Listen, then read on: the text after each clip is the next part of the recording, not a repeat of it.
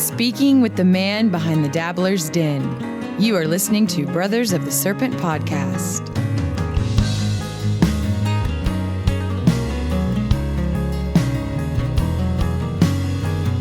And welcome back, ladies and gentlemen, boys and girls, angels and demons and monsters and serpents, to Brothers of the Serpent podcast, coming to you not live from the 10 by 10 by 10 tangent cube of science, nestled amongst the dusty bones of an ancient seabed high atop the Edwards Plateau. Sup? We are joined today by a very special guest, which I will get to in a minute. Right now, we are watcherless, which is very sad. He is on his missions saving lives, but he is queued in, so he'll be able to join us whenever he's got a chance. And if he does join us, it'll be from the road. He's basically going to be joining us from the ambulance. But as I said, it's a space ambulance. Yeah, it's a space obviously. ambulance. He's like taking care of all 5 of the people that are in space, making sure they don't die. But as I said, we are joined by Mr. Chris Cottrell from Dabbler's Den. Hey, buddy, welcome to the show. Hey, snakes, what's up? Thanks so much for coming on the show, man. I really appreciate it. Yeah, I hope Brett makes it too. He's kind of the glue that holds this whole show together. So yes. I hope he makes it in at some point. Yeah, he is going to show up. He told me, he was like, I'm going to be there, just don't know when. So Awesome, yeah. Good. Like, dude, if you're not watching, it just falls apart. That's right. We need on-the-fly fact checkers, or else we're skating on the edge of untruth, as I always say. That's right. I wish I had a watcher. I need to get one. Yeah. But you're not married?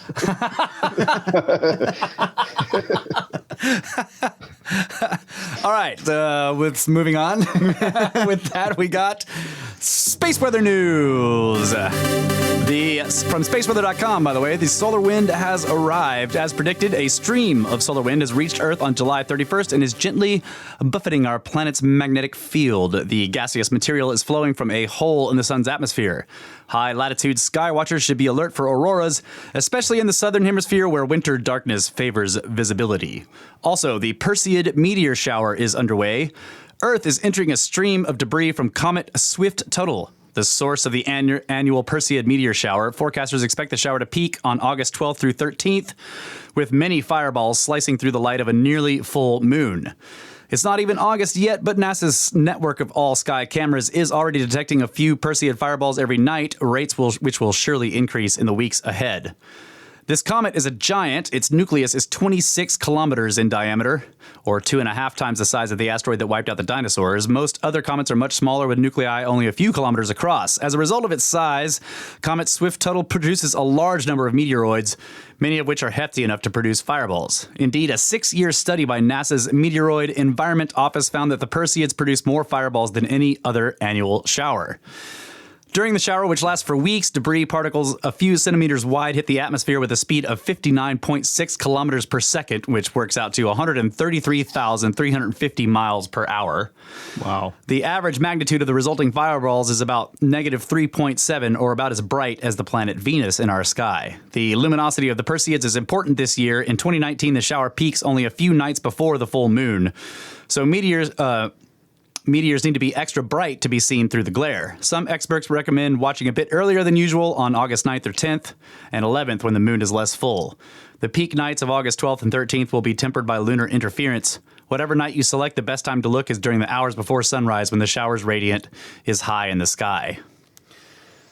So the early part of August is my birthday. That's my birthday month. And so we usually would have Perseid meteor watching parties. And somebody's got a birthday tomorrow, right? Yeah, that's me. Yeah, that's you, Russ. That's all right. me. Happy birthday, Russ. Thank you. Thanks for doxing me, buddy. I wasn't going to give him the exact day. I think your mom called you out. Yeah, my mom totally doxed me on Twitter. Thanks, Mom. No, that was really cool of her to say that. Yeah, and the parents donated the pyramid scheme. That's true. Yeah, that's awesome. So sending it straight to pyramids. Thank you. All right, so yeah, we do try to have a Perseid meteor shower party sometime in August, and that's usually what is also my birthday party. So it's great. Okay, so one last thing from Space Weather News here. A good night for a green air glow. This is cool. Nights around the new moon are special to astrophotographers. They reveal things normally overwhelmed by moonlight. Last night, Ruslan he is Russian. Ruslan Merkulzov saw one of those things over Denmark. Maybe he's not Russian. Ripples of green air glow. Okay, so this is a phenomena called air glow. Looks like the aurora borealis, but it is not the same. Air glow is caused by a complex assortment of chemical reactions in Earth's upper atmosphere. These reactions get started during daylight hours when the atmosphere is bathed in strong UV radiation from the sun. At night, we see the afterglow colored green by oxygen atoms 90 to 100 kilometers high, or sometimes red by hydroxyl ions 86 to 87 kilometers high. So it makes this like weird wavy, see the wavy green? I'm showing this to Kyle. Yeah, so green. It's called green air glow. That's pretty cool. That's cool. Yeah, I didn't know about that. The sun has a green flash, and then there's green air glow at night. Right. Something's going on here. All right. Solar conditions right now. The solar wind speed is 478.1 kilometers per second, and the density is 3.6 protons per cubic centimeter. So I was thinking about this, like as the wind speed goes up, you should expect the density to go down, right? Because it's moving past faster, maybe. I'm not I was wondering about this because I've been noticing that like they sort of fluctuate past each other, back and forth. The proton density goes down as the solar wind speed goes up, and when the solar wind speed drops really far, the proton density increases. Okay. Maybe. I've only been watching it for the past couple of months. You figured out the sun. All right, what do you got for us, Kyle? You got something here? Yes, I have. As always, we have our Storm Area 51 update.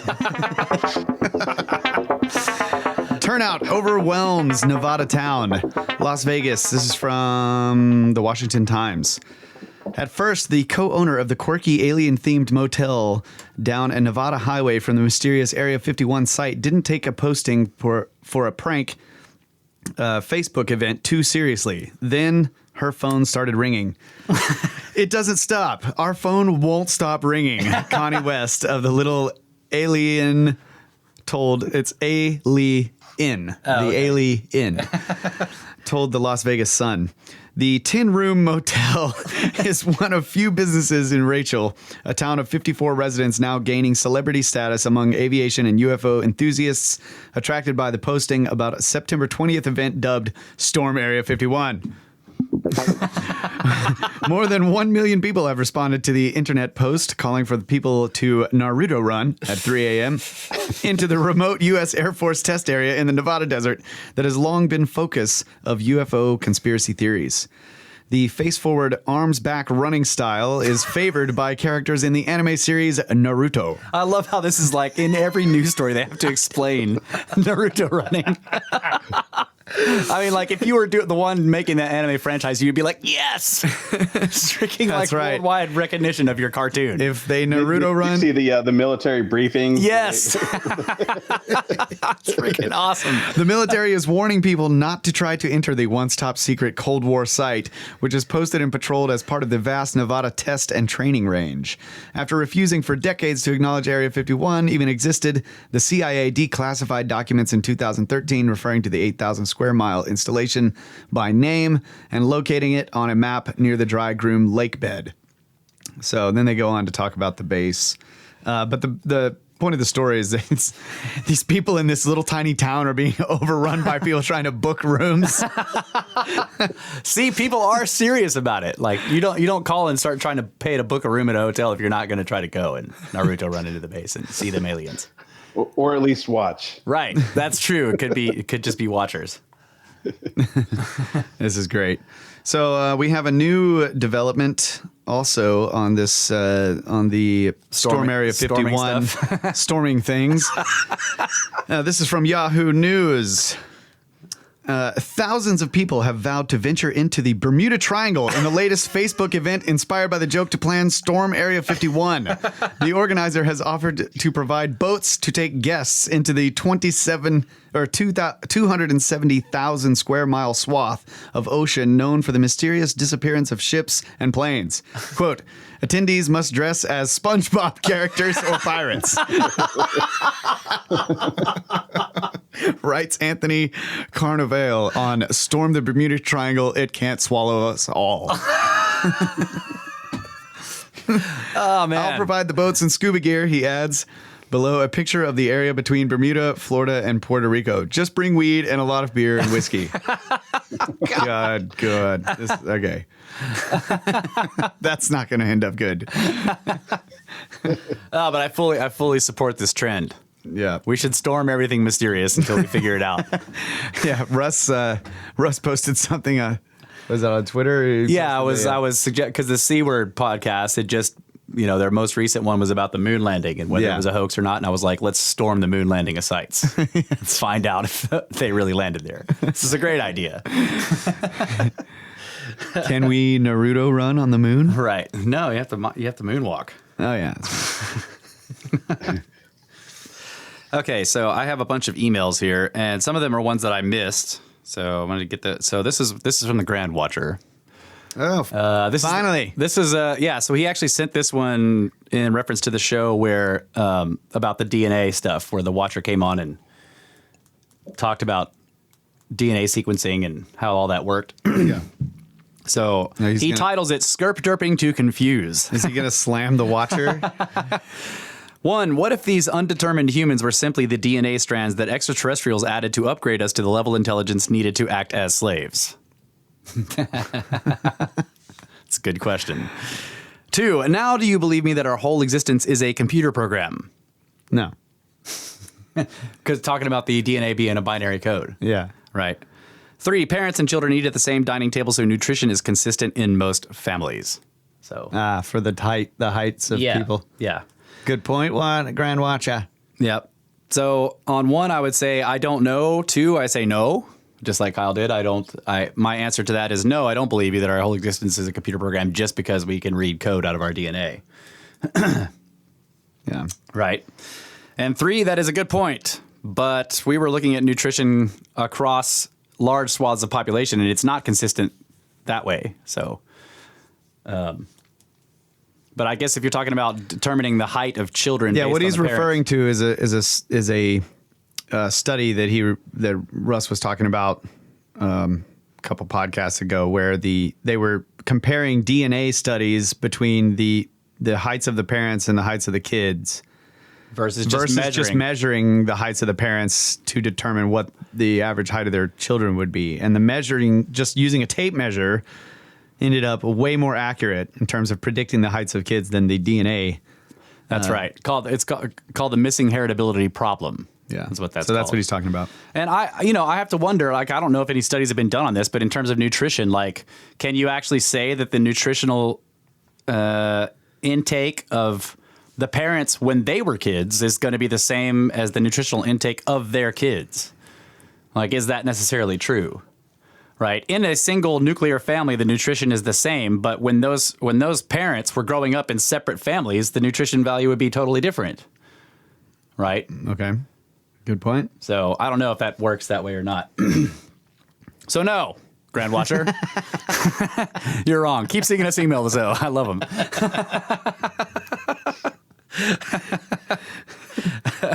All right. So that's what I got. Henry, Mr. Hablack. What's up, dude? Yeah. Pyramids and Poop is the title of his email. I read that study. Oh, man, it's really long. He says, first of all, thanks for the shout out on the last few episodes. Really appreciate it and glad you guys like the art. You are correct on most of the references. Tarot, ancient symbols, and rock art inspired by stargazing and ancient constellations, specifically Taurus and the Pleiades. Damn. Yeah. I didn't know at the time, but I think the snakes are subconsciously comets. The wheels are bringers of life. You were recently talking about Randall Carlson speaking about Mithras and how the whole picture tells a story. That's always what's fascinated me about art, that if you can decipher these symbols in this still picture, it tells an entire story. Oh, that's great. Yeah. He also says, we are just so far removed now from the old symbols that these ancient depictions are getting harder and harder to reinterpret, especially because we are always looking through a modern lens. A whole section of our society is trying to reconnect with these symbols and further our understanding of where we came from. Your show is such a great way to spread these ideas because you guys put forth this info in a way that isn't over the top and can get people to think about these topics in a rational way. So, Wow. Yeah. Thanks, buddy. Yeah, thank you very much. There's a whole bunch more here, but it's more stuff that we need to look into that he wants us to look into. So thanks, man. Appreciate the email. That's the part that I wanted to read. So let's see. Brenner, real short here, said, great episode. Oh, it's so dirty. Kyle's song at the end gives me chills. Ah. Yeah, Thanks, the Pyramid song. Also from Birch Driver. Holy sacred cow, you guys are so funny. I love the 1 minute synopsis of the Randall interview. Yes. Okay, so this one, this is the last email I'm going to read here, and this one this guy has a question. So he says, "Hey, brothers, tapped into your podcast after your swapcast with Grimerica a couple months ago. I've just donated a pittance of your worth, but still love your work. I believe you mentioned you were homeschooled. Would you be willing to share your experience, the pros and cons for yourselves, and your point of view on homeschooling as my wife and I moved from the big city to live a more enriching life outside the box in Tasmania, Australia a few years back, and we have a young man whom we are homeschooling. Your intellect and ability to analyze and dissect the information you discuss blows me away. Any advice to teach these qualities you seem to possess? P.S. My son loved the T-Rex joke I heard on one of your pods recently, licensed to carry small arms. We currently are learning about dinosaurs, and we have discussed how strange the arms are depicted on a T-Rex compared to other small-armed dinosaurs. They seem quite deformed. P.S.S. Your impersonation of Darren is spot on." As for the homeschooling, man, I would just have to say that for that one, you might want to talk to the Snake Stash and Snake Mom, because they are the ones that did all the work there. I don't know how we turned out how we did. Do you have any? I think in general terms that when you're homeschooling, your main job is to teach them how to learn and teach themselves. Right. Yeah. So, so that once they they gain the ability to know, like, well, I want to learn something, I'm going to go figure it out. I'm going to go learn it. Yeah. So a lot of times, like when we were, like the way we did our schoolwork was we had our books, we went through the books, we did the lessons, we did the problems, and then we went and checked our problems to see if we did them correctly. And then if we didn't do them correctly, we went back to try to figure out, what was wrong. And ultimately, at the end, if we couldn't figure out what was wrong, we went to one of our parents to help solve the problem. Yeah. But then I went to public school for 3 years, my last 3 years of high school. And it was totally different. I got these books, and they weren't extensive in terms of explaining how to solve the problem. That was the job of the teacher, and I had great teachers, and then I had some teachers that were not so great. So when I couldn't figure out a problem, the book wasn't really that big of a help. And I asked one of my teachers for the teacher's edition, because I was like, I can't tell if I'm doing the problems right. Yeah. How do I know? How do I check my answers? Right. And they're like, well, that's in the teacher's edition. I'm like, well, can I get that one? They're like, no, you can't have that. I'm not allowed to check your own answers. So a lot of times when we were homeschooled, we actually ended up with the teacher's edition to the textbook. We were using the edition where you could go back and just look at the way the problems were solved in the book. Yeah. So I don't, You guys mind if jump in. Yeah, let's jump hear it. in. Help us out. Okay, because I'm sure we'll get into this in a little bit, but I am a public school teacher, so I know that side of education. But I also work for 2 online schools, 2 online high schools, and one that actually services South Asia and Australia. So for your listener there, that this may actually help. Oh, wow. But my job with the online high schools is more as a mentor. So like you were saying, you would try to do it on your own and then ask your parents for help when you needed it. But that's actually becomes my job with the online school. So the student, they do their own work on, through modules that they have online, but I'm there as a mentor. So if they need help, they can email me. I'll call them. They're actually required to meet with me once a week online. And so public school isn't for everybody. I'll be the first one to admit that, even as a public school teacher. But there are good alternatives now for homeschoolers now. Yeah. Yeah. When we were growing up, there was no internet yet. Not really Right. when we were young. I mean, it was just starting to sort of come around right at the end of my high school stuff, and I was big on BBSs, where you dial in with the modem, and I got involved in all that. And then there were some BBSs that would act as a portal to the internet, and that was interesting. But that's really cool that that they've got a setup like that. I'm on all sides now, so That's awesome. That's cool. The other thing I would say in general is that everything in life and just whatever you're doing there can be a lesson involved. There can be teaching. There can be science there, Yeah. So our mom was really good at that. When we would go to the turning beach everything together, into- it was like when we were at the beach together, we're not just like hanging out, playing with beach balls. We were measuring the tides. that's cool. We were collecting the salt water and then boiling the water off and watching Looking the at saltfish crystals yeah. form. We were dissecting, like when my dad would catch a shark and then fillet the shark. My mom was an ophthalmologist, so she literally took the eyeballs out of the shark and then we took them back home and dissected them and learned all about eyes. Right. And so it was science class, all the time. And That's awesome.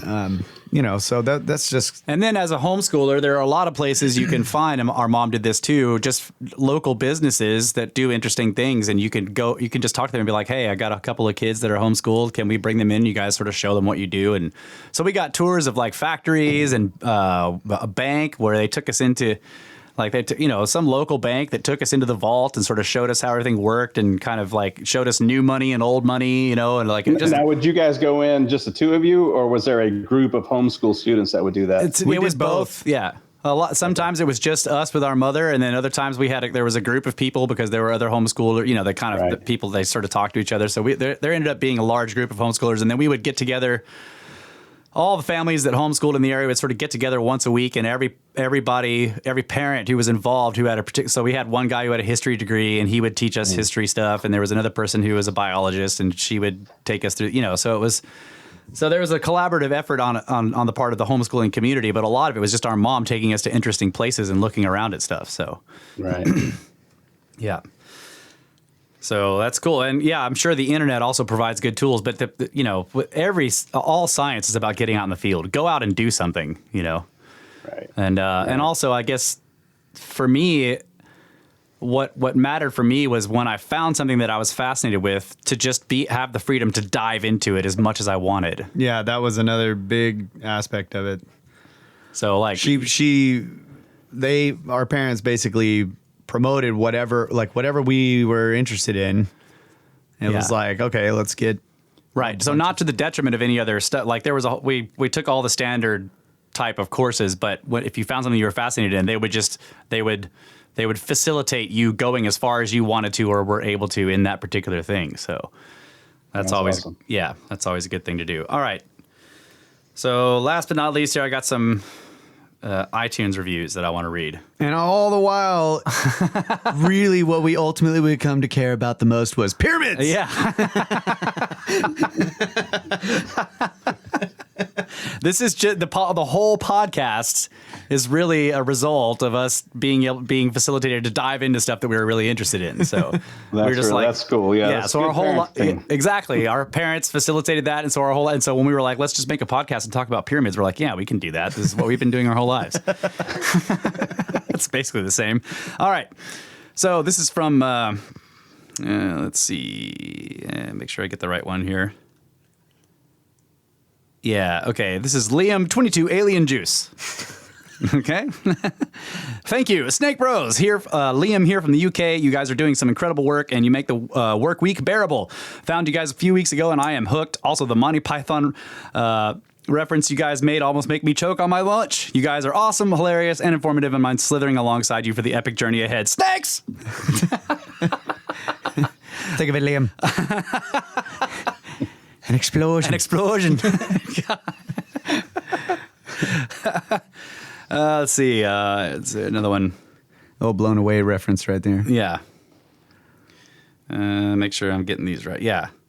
Scott McCrimmon. via Apple Podcasts. Hell, let's see. Yeah, okay. H to the yeah is what he says. Love this podcast. These guys do a fantastic job of discussing non-standard perspectives on history with a level-headed, humble, and humorous approach. Especially excited to hear the bros talk about the Picts, as I live in Angus, Scotland, and have hill forts, soterrains, and symbol stones within walking distance of my house.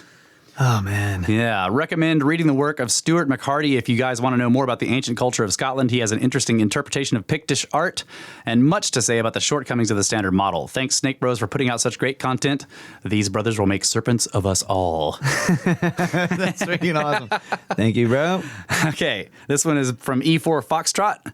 New listener, you said you would read my review, so read it. Dance for me. No, just kidding. Heard you guys on Gramerica and Where Did the Road Go? Thought I'd come check it out. Great show. Thanks, buddy. I'll dance for you later. Okay, so the last one here from track 1118. Fascinating. Fellow Scorpio, and I love this podcast. So glad I found it while listening to the Snake Bros' recent appearances on Where Did the Road Go? Brothers of the Serpent has quickly become one of my favorite podcasts for mysterious things, space news, the paranormal, lost civilizations, and much more. Man, warm and fuzzies. Yeah. Thanks, guys. Yeah. Thank you guys so much for the reviews. And as always, I will always read them, even if you tell me to dance. So. All right. Is that all? That's what I got. That's what I got. We're All right, done here? Chris, you got any updates for the first segment? Read us a news story, man. No, it's good. We'll I will say that you know, when you guys are talking about space weather news, it does see. I can't tell if we're having an increase in these fireballs or if there's just more people out with cell phone cameras, you know, to capture them. Yeah, that's a good point. But we have definitely seen a lot more, you know, in recent months with you know, from all over the world, which is pretty interesting. right. And some of them are pretty big, like Right. fairly large ones that leave like smoke trails during the day, which is really fascinating. Right. Yeah. So I agree with that. And we had the recent near miss. Yeah. Right. Yeah, and I sure hope they're keeping an eye out because it doesn't take much. Yeah, they're watching 90% of them. Hey, man, I asked, actually, there was a whole NASA Twitter post on that, on Twitter about the recent flyby. And I asked the lady from NASA, the scientist there from NASA that was talking about all this. I was like, look, how do they, because she mentioned the whole 90% of objects or whatever. And I was like, how do you know they're 90% if you haven't found 100% of them? Yeah, So right. far, no response. Yeah, exactly. Freaking crickets from NASA. Never a straight answer. All right. So we're going to take a quick break, and we will come back with Mr. Chris Cottrell from the Dabbler's Den to talk about Carolina Bays and all that kind of interesting stuff. Snakes.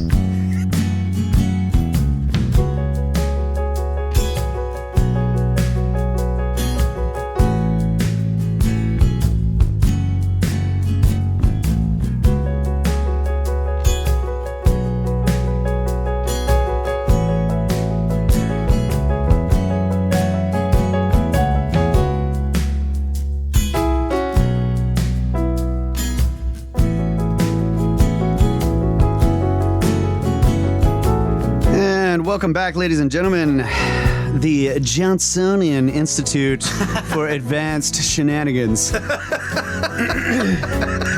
Brothers of the Serpent podcast. Here in the 10 by 10 by 10 tangent cube of science with Chris Cottrell. That's right. Yep. All right. Just learning how to pronounce the last name there, buddy. So what's going on, man? My grandmother would say it. Cottrell. Cottrell. So C-O-T. Yeah, Cottrell. Cottrell. But I'm fine with however you want to say it. Well, it reminds me of Chris Cornell, so I'm going to stick with Cottrell. Sounds good. Perfect. Yeah. So again, man, thanks for coming on the show. And Thanks for having me. Yeah, it's great to have you on. And I've followed your stuff on Twitter for a while. And so, like, first of all, let's talk about who you are and what are you doing here and how did you get here and what's going on? It all goes back to Carolina Bays. That's what I'm here for. All right, good. Heck yes. Yeah. Carolina Bays have kind of been brushed under the rug for quite a while, and they're just too prominent. They're just too out there to kind of ignore, and so that's where I've been taking it on the YouTube channel. I do have a YouTube channel, Dabbler's Den. It started off as just a way for my daughter and I to get out and do some fun stuff together. And it's morphed into this thing that it is now with the Carolina Bays.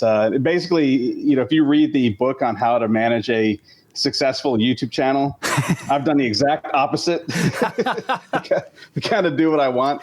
Yeah. But it's it's led me to some it's kind of doing its own thing now, and it's kind of leading me to some really interesting things. And I kind of feel like we're on the same path here with where everything's going. It's just kind of running itself now, and it's been really taking me some interesting things, interesting places. Yeah. So you started taking field trips basically, but were you already interested in the Carolina Bays, or? I've been interested in the Carolina Bays since the late 1990s and the early 2000s. There was a place close to where I went to college called Grand Bay. And Grand Bay it's out in the middle of nowhere. There's a boardwalk that goes down to the middle of the swamp, and there's like a 100-foot tower that you can climb to get to the top of this thing. And for 19, 20-year-olds, this is a great place to get away from everything. Yeah. So we would go out there all the time and go to the top of this tower and just look around all over the place. And it's a perfect. It looked, for where you're at, it looks very circular, but it's actually an ellipse. And I would ask I was taking geology classes at the time, and I would ask my instructors, what's the deal with this place, Grand Bay? How did this thing form? And nobody had a good answer. Like they just had no idea. And again, this was 20 something years ago now. And today, did they same answer. They still don't know. Yeah. So were they giving you like a waffle answer, or were they just? Well, they would give me the standard that it's wind and water, and it was a lake at one time, and the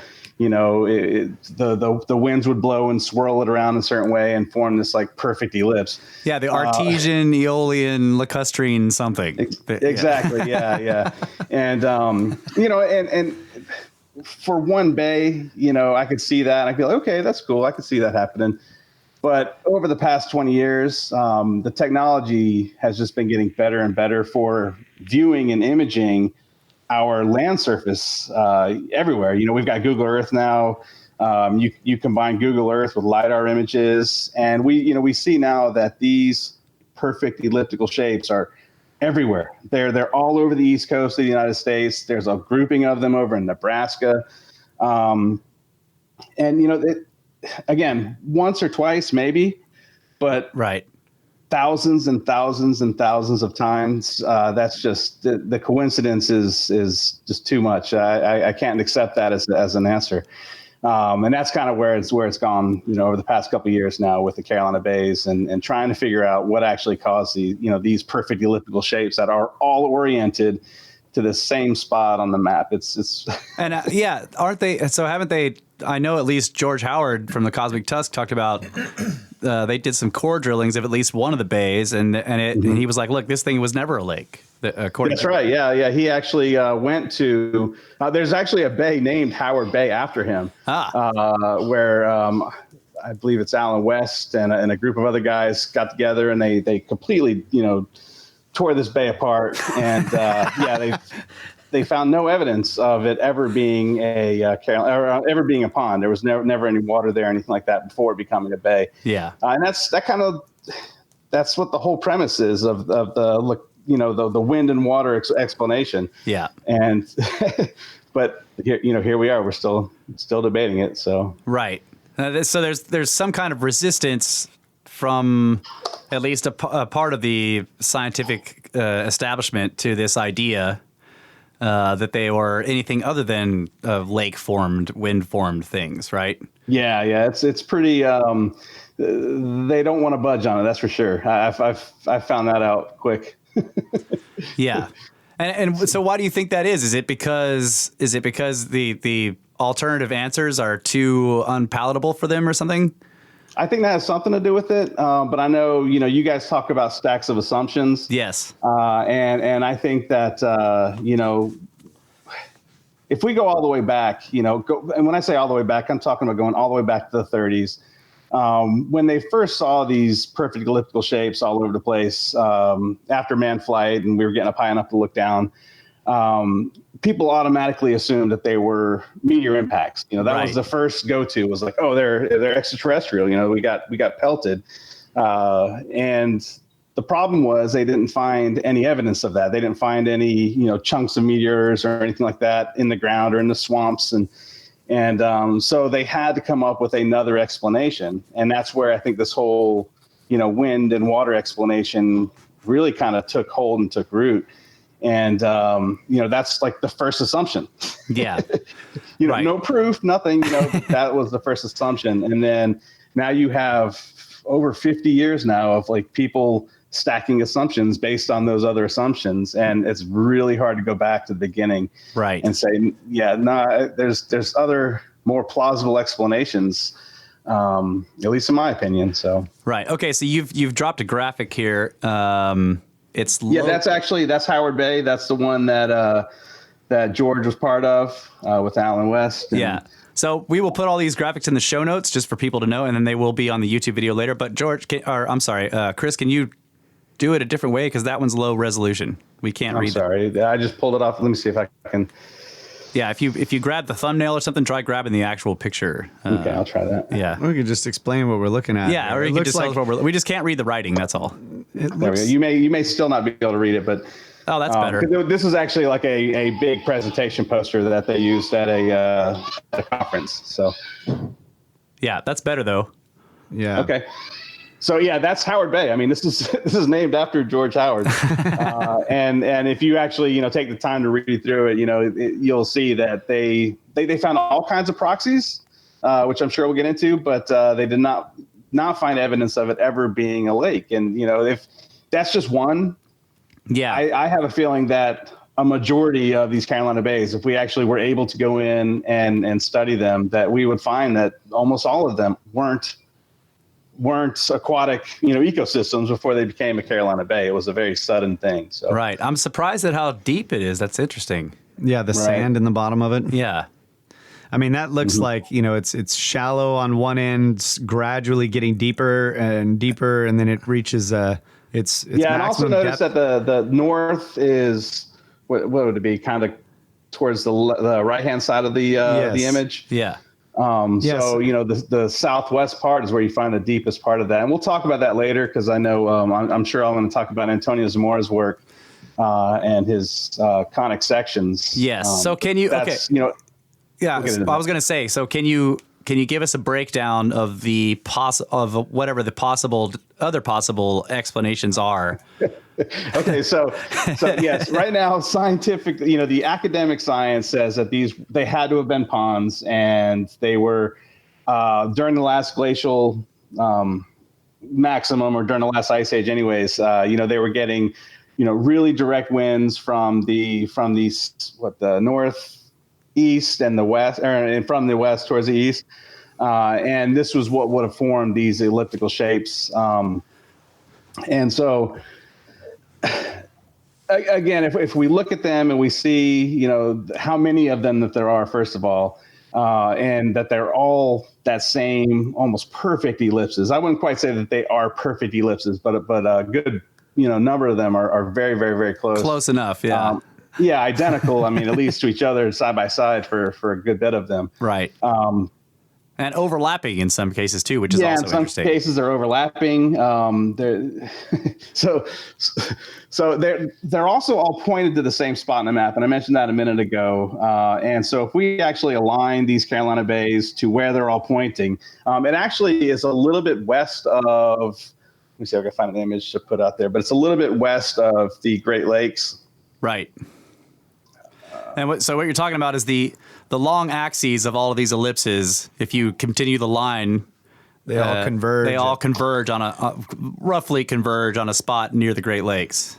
Right. Yeah. Yes. Yeah. So I just put an image up there that you can see a little bit better. Right. The yellow lines on that are where they kind of first, or if you draw straight lines on a flat map, this is where everything points to.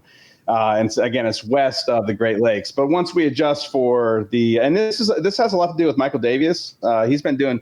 I think you guys have mentioned Michael Davies in the past. Yes. But he's like crucial when it comes to Carolina Bays. We don't agree on everything, but when it comes to Carolina Bay research, he's the man. Right. But anyways, once they readjusted, they were like, okay, wait a minute, we can't use a flat map here. We've got a globe. We have a rotating globe.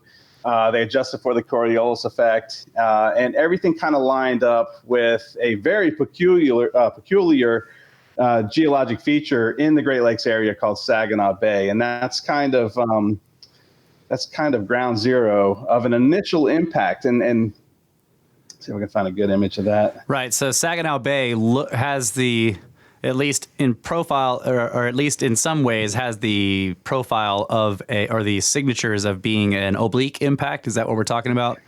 Yeah, I would think so. Yeah. Now, keep in mind that this was back during the Ice Age, and so we would have had the Laurentide ice sheet sitting over that whole area. Right. And it could have been up to a couple miles. I'd imagine at this time, it was probably about a mile of ice there, which is still a mile of ice straight up is a lot. Yeah.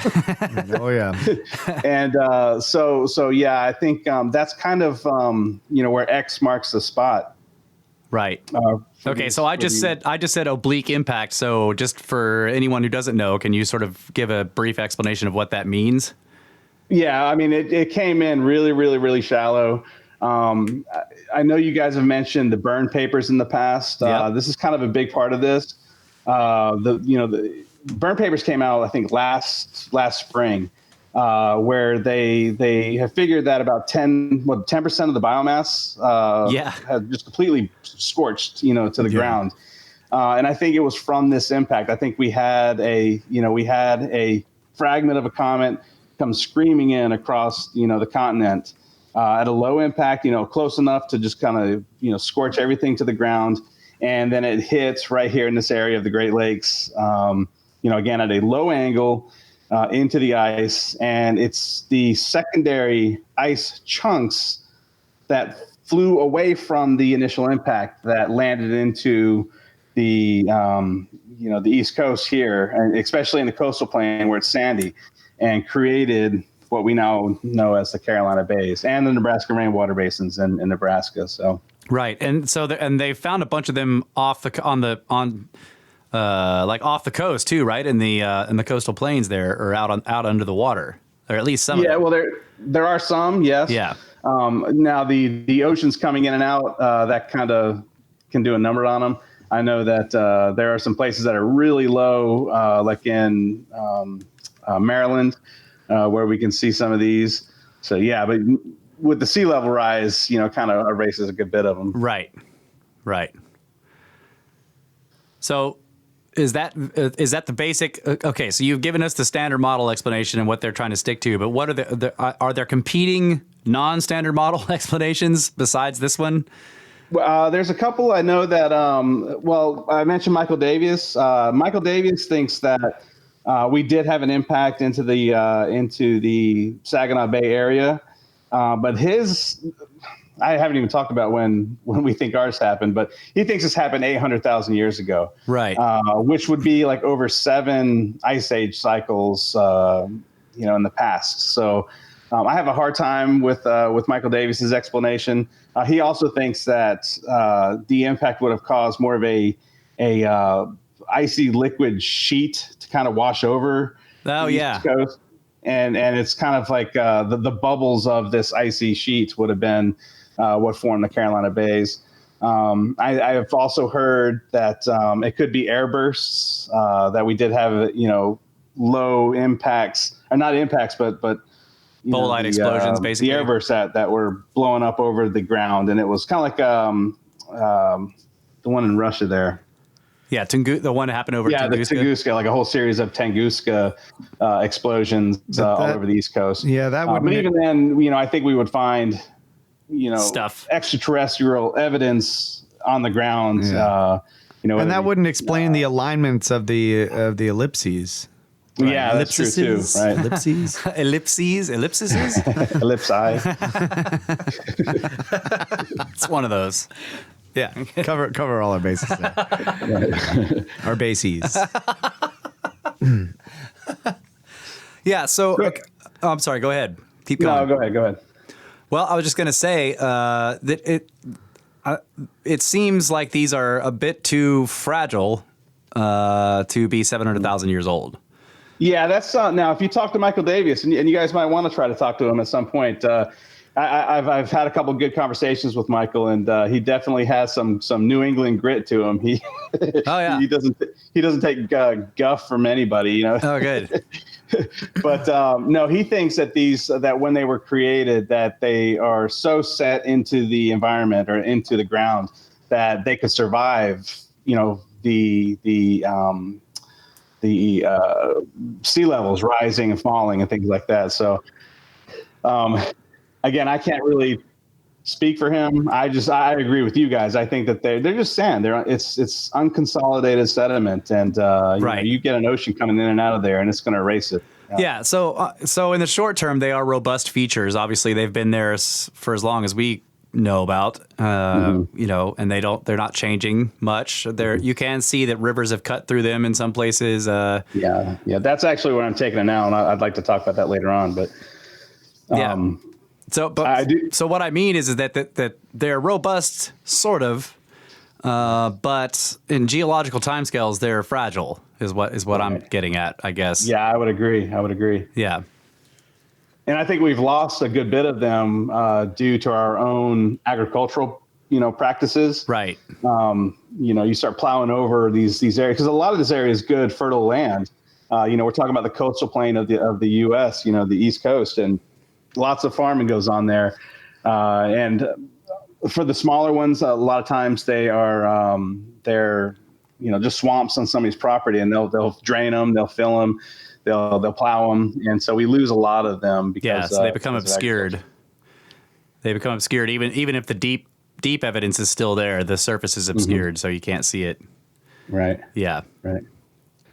So have you gotten out into the field and sort of gone walking in these things? Like, what is that like? Yeah, I've been to a couple of them. Like I mentioned, growing up or going to school in Valdosta and spent a lot of time there, but that's just one big giant swamp. And it's something important to mention about the Carolina Bays is that the name Carolina Bay doesn't imply that it's a water feature. Yeah, it's a tree, isn't it? Yeah, well, it's the bay tree, right? Okay, it's a plant that grows in these areas, and there's a number of different types of plants that are they very likely to find in the Carolina Bays. Some really interesting ones too, like the pitcher plants and the Venus flytraps and things like that. Right. That are kind of found nowhere else. Known for the bay tree, which a lot of people use in making spaghetti or Old Bay seasoning and things like that. The bay leaves. That's where they come from. Yeah. That's why we make the soups. Mm-hmm. Bay leaves come from space. Yeah,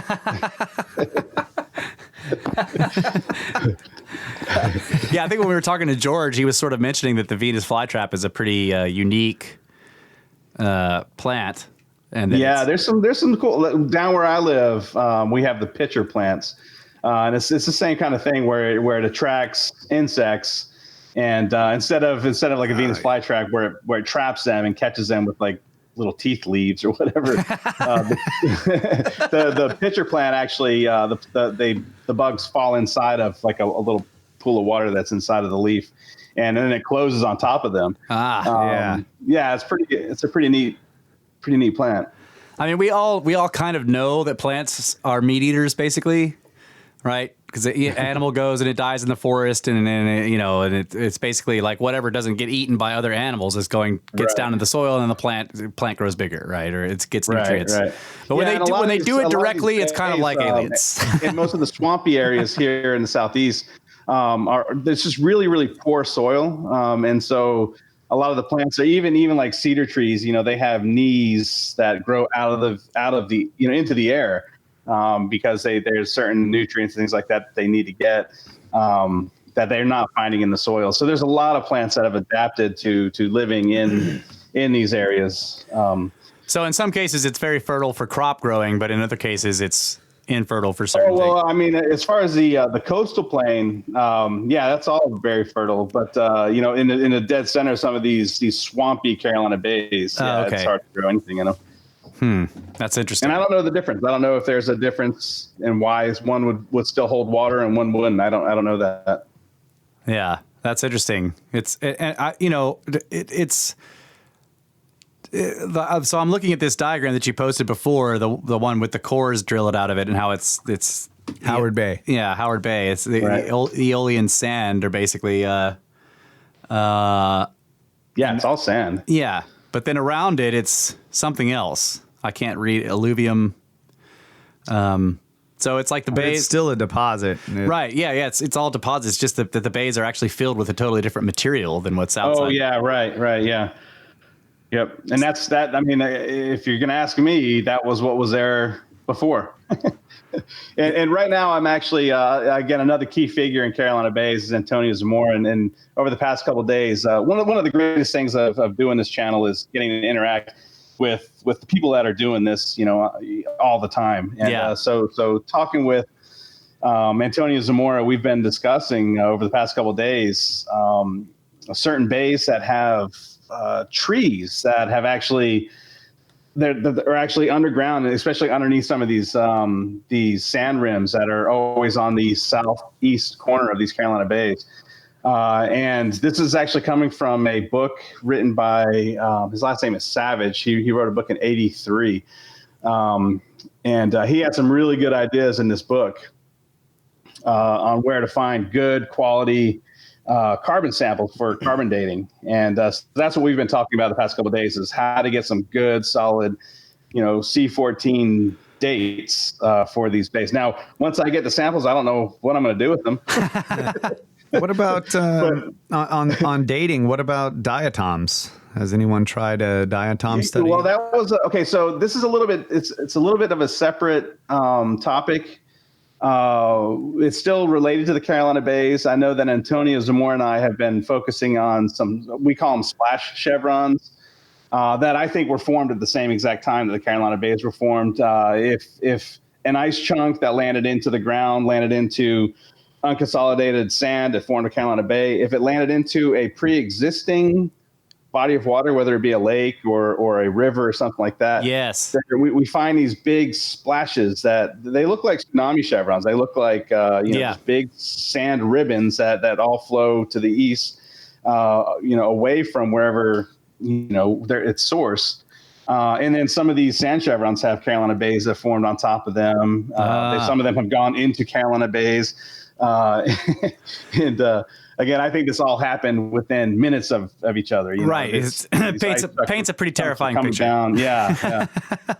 And that's one thing that we are looking for is I did spend some time out in the field this spring, just digging up buckets of sand from 3 different locations on top of these sand chevrons. And I've been sifting. I've had my students help me out. I kind of turned it into a sediment lab for my kids at school. And my kids are sifting out, and we're getting it down to the finest particles that we can find. And we do hope to find some tiny marine skeletons and things like that inside of this stuff.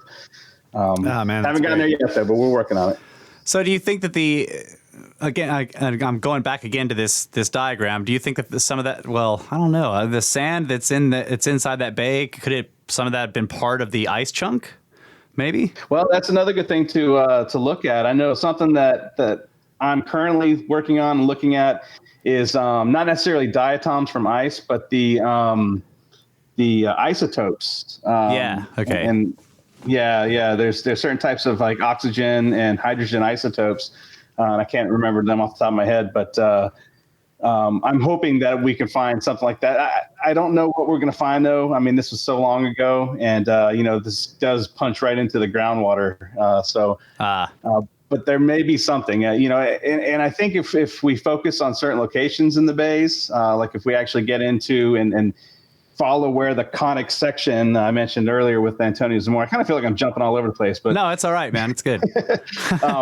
If we go, if we're able to focus it right to the Conic section that Antonio Zamorra identified, I mean, he's really put the physics behind this, and he can pinpoint exactly where a chunk of ice would have laid to rest after punching a hole in the ground.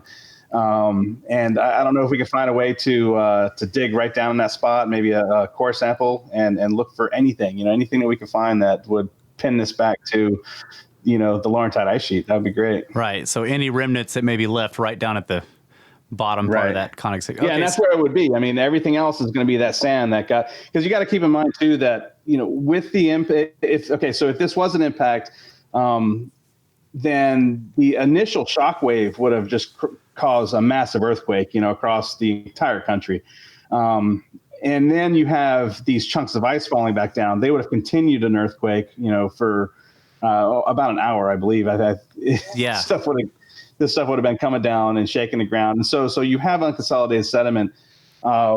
It's called liquefaction when, you shake sand and water and it just basically liquefies the sand. And that's where this ice would have been falling into, is this liquefied sand, unconsolidated sediment. Right. So all that sand's getting moved around, and this has played a big problem. There's been a big problem with dating because it's mixing everything up. So when they do find, datable material, it's all mixed up. They're actually dating whatever the material happens to be. They're not dating the change in the landscape. Yeah, which is that's more evidence that it was not a lake bottom sediment type thing, because that would be very ordered layering. Mm-hmm. Yep. Yeah, and we don't really see that in a lot of these bays. Now, again, if it was a big body of water, then we may see some of that. I think White Pond, I went and did an archaeological dig in White Pond with Dr. Chris Moore in the spring, and they are finding some neat striations inside of that pond. And so, but I think that was probably a lake to begin with. And so a lot of the stuff would settle back out, forming layers, so it's really difficult to pinpoint. And that's why, again, this is kind of new. We just, over this past week, I was talking about it with Antonio Zamorra, and they have found bays. There's a certain bay in South Carolina where there's a drainage leaving right through the middle of one of these the sand rims that form in the southeast corner, and it cuts down into this sand rim about 14 feet, and there are timbers down there. There are actually trees down there, and like, that's where we should go. This was actually in a paper back in 1983 by this Savage guy. So he basically is saying, go there, find the stuff, pull it out, date it, and that will give us something. Because this would be, from a blowout. This would be if you find a bunch of cedars or any kind of trees just laying flat on their sides, next to one of these bays, that would be a really good place to start, I would think. Yeah, I was just about to ask. So if we had a liquefaction of the ground because of constant tremors plus all these impacts happening, then a lot of life forms that were on the surface would have sunk into this and would become trapped and would become fossilized, and we should be able to. Well, you would think that, but fossilization is a really tricky thing. Yeah. We have there's so many. It's a very aerobic environment. When all right. Stuff happening, so you have a lot of decomposition that happens. For things to turn into fossils, it's like very, very specific. It needs to be anaerobic. Yeah. Yeah. Right. Okay, I got you.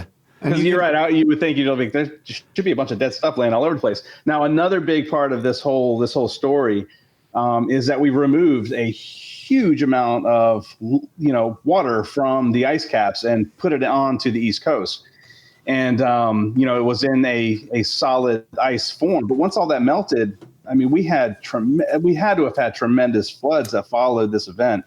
And that's actually written all over the landscapes as well. And again, that's something where I've been taking it more recently is looking at the floodplains of the East Coast and how broad they are. And there's not a single Carolina Bay in any of these floodplains. Right. And so if we use the law of superposition, we can start to put things into an order. Dating it might still be a little tricky, but we have at least an order of how things occurred. And again, I think that it wasn't long after this event where we had a just major melting event of all this ice that came down and it just washed away. So if we were going to look, keep in mind too that the sea levels were 400 feet, or I'm sorry, 100 miles farther off the coast than where they are here, at least in Georgia where I live, and 400 feet lower. That's where we would have to go to try to find piles of mammoth bones, because right. Yeah, that's true. all that stuff would have just washed away. And yeah. So you're in Georgia, huh? Yeah. I'm in Georgia. I'm in coastal Georgia. Well, we were on the opposite side of the state of where we grew up. Right. Yeah. Yeah. I asked about that the other day. I wanted to kind of do a little LiDAR scan of the area that you guys grew up. But you're right. It was. Yeah, a lot of hills. Yeah, it's really hilly, and the ground there is real solid too. And that's an important thing to keep in mind as well when we're talking about these bays. Is that it wasn't that area where you lived. It wasn't that it wasn't affected by these chunks of ice. It's just that the ground was harder than the ice. And so they came down and shattered. And again, that's where you end up with over a couple feet of crushed ice above the ground. Yeah. And all the ice has to melt and go somewhere else. And so the area what's the name of the river that runs through there? Is it the Chattahoochee? Chattahoochee. Yeah. The area we lived was like a lot of hard red clay and sandstone. Right. And that clay, that doesn't it's not going to liquefy, during an earthquake. It's pretty solid. And so even something smashing down into it, it's not going to do much damage to the clay ground there. Yeah. And everywhere, if it wasn't clay, red clay or sandstone, it was granite from Stone Mountain, basically. Yeah, exactly. Exactly. Now the we're talking about a 900-mile radius from Saginaw Bay, 1,500 kilometers away from Saginaw Bay in all directions would have just been completely covered in ice. Yeah. And I think we could see that evidence when you look at Google Earth and just look at the floodplains across the East Coast and the central part of the United States. Even like the Mississippi River Valley, that's just a tremendous amount of water flow through there and cut that valley out. Yeah. And it was, that was also probably a big part of the flooding from the initial impact. Yeah. And then you also had the flooding from the secondary impacts of all that ice too. So, So, okay. We see it. It's everywhere. It's in the landscapes. We just have to learn how to read the landscape. That's right. All right. We're going to take, we're coming up on time here. So let's take a short break. And when we come back, maybe you can talk more about Antonio Zamorra and like the Conic sections that you mentioned a couple of times. All right. Perfect. Cool. All right. Snakes.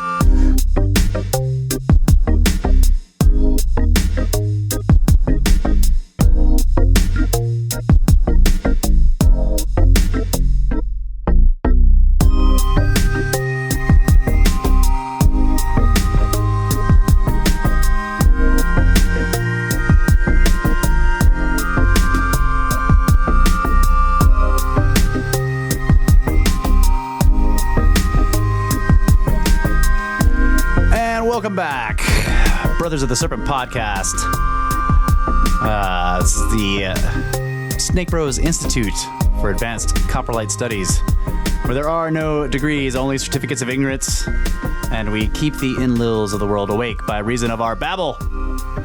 That's right. What do you like? What do you think about the Johnsonian Institute? Yeah, Johnsonian Institute is maybe that's a sister institute. It's the Advanced Shenanigans. There you go. That's what they do there at the old Johnsonian Institute. All right. No, plenty of Johnsons. Can't help it. Yeah, there are Johnsons everywhere, and sometimes you are the Johnson. Exactly. I feel like one sometimes. That's right. All right, so let's go back to the work of Antonio Zamorra. You've been working with him recently, Conic sections, and I also am interested in this. What do we got here? Happy birthday to you. Awesome. Happy birthday. It's a Sphinx cake. Holy crap. Happy birthday, dear Snake Bro. Happy birthday, man. Oh, man, look at this, guys. I want this. Dude, check this cake out. Yeah. It's the Sphinx, man. Oh, nice. All right, we got to get a picture of this so we can post it in the show notes. This is great. Wow, how did you do that? Well, I'm sorry that it's not that Pinterest worthy and that great. This is great. What are you talking about? Thanks. We were trying to get it done for the first segment, and there were difficulties carving the Sphinx out of the bedrock. I've been in there like, oh, it's falling apart. Oh, get that Look at back down there. you even got the freaking like the bricks on the feet, and just holy crap. This is bad. The erosion is there. That's good, guys. Yeah, that's I see. That's This your is birthday This is gift. the Sphinx enclosure. Yeah. The cake is the enclosure. So blow your candles out. Make a wish. Pyramids. Straight to pyramids. That is awesome. I was completely not expecting that. Man. So who you got here right now? I want to say hi. We got before Chris I run Cottrell. out. Chris Cottrell. Hey, how are you? Yeah, we don't have the video going. Yeah, This here. is my It's wife, okay. Laura. I don't have to see him. I can just say hi. Hey, Laura, how are you? Hi, I'm great. Thank you so much for being here. Yeah, I'm part of the party. Yeah. All right, well, I'm going to run. I just wanted to deliver a cake. Perfect. Okay, bye. Oh, man. Happy birthday! Wow. Happy birthday! Snakes. Oh, man. You guys are great. I was completely not expecting that at all. No, I don't even know. What question was I asking? All right, back to pyramids. Carolina Bays. Let's see. Yeah, so I was asking about you've been working with Antonio Zamorra. I want to hear about the conic sections, but also more about these ideas about how to date them and like you guys. Yeah, so let's go with that. Yeah, like I said, this is new stuff. Like literally this week, today, I was emailing with Antonio about that kind of stuff. So Cool. It's all new. It's important that when we're talking about the Carolina Bays, literally second to the river systems that we have in the East Coast, like they are so prominent. There are just so many of them all over the place. And we should have a better idea about how they formed and when they formed, because that's huge. One of the reasons why we're talking right now is because Antonio and I both feel that these bays were formed during the Younger Dryas event. Like, what caused, I know you guys talk about that a lot on your channel. Yes. And so the Younger Dryas, that's civilization changing, that's our own species, took a huge hit during the Younger Dryas. And I think that this is the markings. Like what we're seeing here with the Carolina Bays is, it's the marking of of the Younger Dryas. Right. It's the fingerprints. We talked about Michael Davies thinking that they're 700,000 years old or 800,000 years old. I think that's just way too old for these. When we look at the rivers and we start putting all the pieces together. I think we're looking at 1,200, 900 years ago. When you start to look at the extinction event that occurred, just everything just starts to line up. And that's why I think it's so important that we kind of figure this out, because it's part of our own story, right? Right. So anyways, what we're doing now is trying to find a better way to date these things. Carbon dating is tough. It's you have to find a good piece of living material, not living, but organic, one-time living, right? Yeah.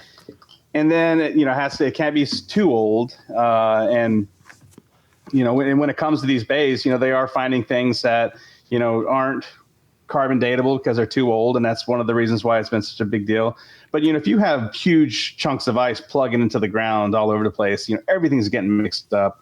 So it's going to be very difficult to find those pieces of carbon that are going to be good and datable. So, again, what I was talking about before the break was, there's that book by Savage in 82, 83, where he basically saying, hey, we've got this bay. I think I found it today. The bay that he was talking about? Bay that he's talking about. Yeah. He didn't give us he didn't give us an X marks the spot location. He just kind of said, yeah, it's in this part of South Carolina. And so, like I said, just today, this is brand new. All right. Hot off the presses. All right. Inside scoop. You heard it here first, folks. Yeah, a little Dabbler's Den action today. But yeah, I think I found the bay that he was talking about. Again, it's close to the location that he was talking about, and there's a perfect drainage that leaves this area. Let me see if I can find the picture. I took a picture of it, but I didn't. So, anyways, I'll see if I can find it. I sent it to Antonio earlier. yeah, I was going to ask, do you think, and I know this might be too high of a resolution for this kind of question, but do you think that it's the beginning or the end of the Younger Dryas that this happened? I think this is the beginning. I think when we look at it, that this is, this is what set everything off. It's a tough thing to talk about right now. I know we have like the Hiawatha crater that's been big in the news, because they basically saying that, yeah, this thing could probably happen, between 12,000 and 3 million years ago. Yeah. Thanks, guys. Narrowing it down a bit.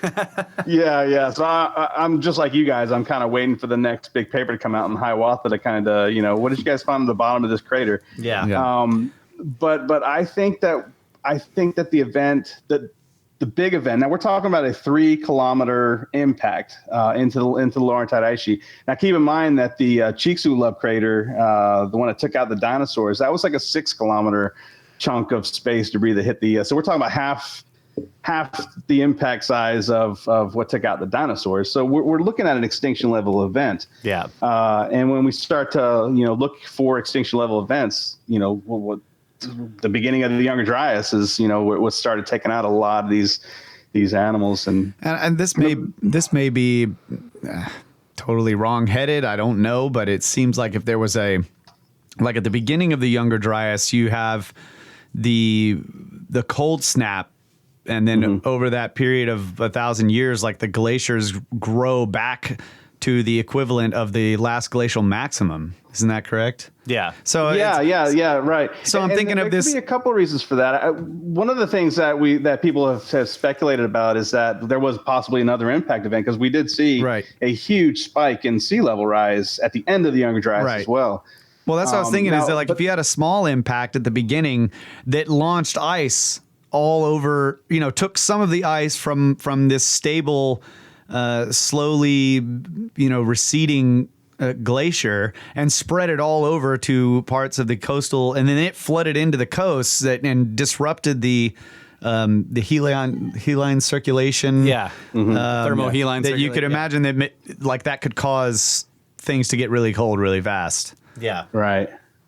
Yeah. I think we definitely. Well, not only that, but you also have, just the vast amount of steam you're gonna have just a jet of steam getting shot right up into the lower atmosphere. I'm sorry, the upper atmosphere, and completely crystallizing and forming like a shroud of ice up in the atmosphere. Yeah. Blocking out the sun. That's totally plausible. And so at the end of it, I think we're either looking at another impact event, like into the oceans this time, that would have caused like a global warming event. But I think, and I believe Antonio might be on board with this as well, that it's just time. If you look at the scale of temperature, between that time, like you just mentioned, it kind of just went back to where it should have been, temperature-wise, right? Right. And it could have just been time. Like it took, 1,200 years or not. It was 1,200 years. Yeah, 12 or 1,300 years. Right. It took that amount of time for the ice, that ice in the atmosphere to sublimate and completely just go away. Just not evaporate, but sublimate, and all of a sudden we get the heat from the sun hitting everything again, and back in a global warming mode. So yeah, that's interesting. Yeah, but the end of it does seem to be also catastrophic. So something else happened to me, at least. I don't know what it was. It's kind of like you have these vast global, situations with the currents and all these things that are fairly stable in long-term situations, but there are thresholds. Right. So as you approach a threshold at the gradualistic speed, once it reaches that threshold, then things can accelerate rather quickly. All right. That's true. When it comes to, say, resetting currents and, Pacific Ocean currents specifically. Yeah, that's true.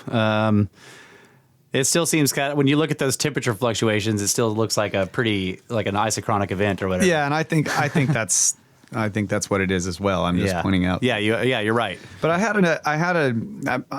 this is why we call this the tangent cube. We get you in here where I just want to ask you all kinds of questions. So one of the things that I was thinking in terms of the dating, and I know this would probably take an extensive amount of excavating and sifting, but you could imagine that some of these glaciers had erratics within the glaciers, entrapped within the glaciers, that may have also been lifted up by this impact. If these were chunks of ice, they would have had rocks in them from completely different part of the world, and they would have landed, and then as the ice melted, that rock would have been embedded down in the bottom of the Carolina Bay somewhere.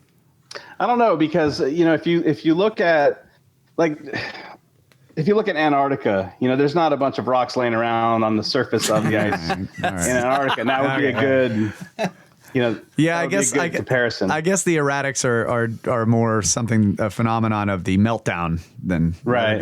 Yeah. So I think after a big impact, into the Laurentide ice sheet. And this is kind of a big part of why I think there's been big confusions with the dating too, where if you had a big impact into the Laurentide ice sheet, all the ice that was on the surface that would have formed the crater itself got blasted out, and that's what formed the Carolina Bays. And then, you just had a tremendous meltwater event immediately after. Right. And so not only do you have the impact, now you have, because it did, I do think it did hit, go through the ice and hit the ground. One of the big things that one of the big topics that I've had to talk about after that is, where's like the shock courts and things like that in the Michigan area, if it was an impact.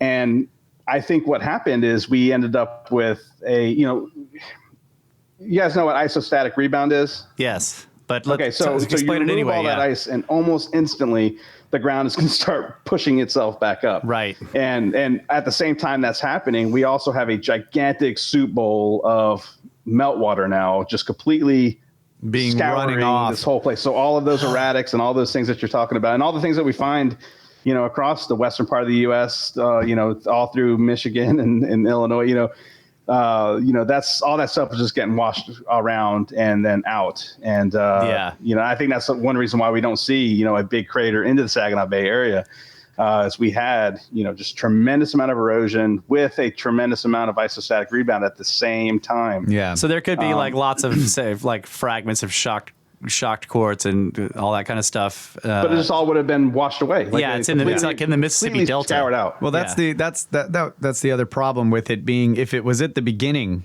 of the Younger Dryas, then after the end of the Younger Dryas, then there's another washout. Yeah. So it's really hard to pinpoint what was going on. And that was another thing about carbon dating in that time period, is that everything's been so stirred up that it's really hard to calibrate the carbon dating from that area, because things just get so jumbled up. The error of carbon dating in that era is much wider than in other places where it's non-catastrophic. Yeah, we really have to find a better way to date these things, and I think that's where you guys started this segment. Because carbon-14 dating isn't really reliable when you have just a mash of all the stuff, even inside these bays. It's just all mixed up. What's the lighting dating? Thermoluminescence or something like that. Yeah. Where basically you're measuring the last time a grain of sand or a rock or something like that was exposed to the light. The way that these Carolina Bays formed, you have had a lot of sand moving, but not necessarily being exposed to light. Right. So, you can have an entire bay rim forming without any of that being exposed to light at all. So when they go to do that thermoluminescence, I think. No. Yeah. When they go to do that kind of dating, they're finding the last time that sand grain or that, whatever was exposed to the light. And that could have been 10,000 or 100,000 years ago. Right. So that's where they're getting like really big dates, because, they are dating that material. I don't have any problem with their dating methods. Yeah. It's them being used on the terrain. They're not dating the terrain change. They're dating whatever material they're digging out of there. And so you're not measuring the proper thing, which is a big problem. And it happens all the time. What do you got? You got the you were right. It's luminescence dating. Which also I want to say includes bioluminescence, but that's like that's bacteria that lights up. Those giant fish dangling those lights. Yeah, anglerfish. Yeah, it's freaking. It's lightning bugs. It does include thermoluminescence and optically stimulated luminescence types of dating used in archaeology. Okay. So sorry, it's Kerp Derping. Yeah, Kyle's just performing the watcher duties over here. Where's the watcher? We need to get that glue back in here. Yeah, I know. He needs to be back in here. But we're doing okay. All right, so conic sections. What are we looking at here? All right. So conic sections. This is again where Antonio's claim to fame came into play. Basically, what he's saying is, well, first of all, when it comes to a wind and water cause for the Carolina Bays, there's really the only thing that they've ever done to test this was back in 1977 by a guy named Cal Zaworski, where he set up a wind table. He formed a perfect circular pond, which I always think is, they're already assuming that they were perfect circular ponds. And then he set up a fan where he blew it in one direction for an hour, I guess, and then he switched it and did it in another direction for so long, and he did that for like 4 or 5 hours, and it did reshape the sand. Obviously, if you're going to blow wind and water around, you're going to reshape the ponds. I'm trying to find a good picture of it right now. My problem with and I had this problem with, what's the other guy you were talking about, the one who thinks they're 700,000 years old? Michael Davis. Yeah, so I looked at a lot of his work, and I had the same problem with his. So he did those tests where he was sort of chucking little bits of pebbles or whatever to splash, and it would make this splash pattern that, like you said, had bubbles and little ovals in it.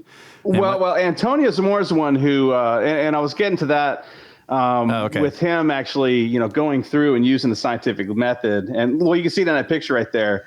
Where he's modeling the Carolina Bays, and he was using, like, this is just something he did in his backyard, right? And that's more advanced than what they were doing back in the 70s, trying to solve these Carolina Bays. Yeah, but I'm talking about that he thinks that it's actually the other guy thinks it's a splash pattern of like liquid.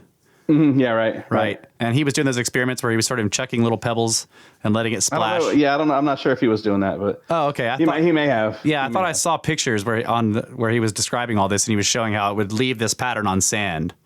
Oh, maybe I haven't seen that. Like I said, I've seen Antonio do his experiments like that. He has a whole video series where he's done all that. So right. Well, all I was getting at was that.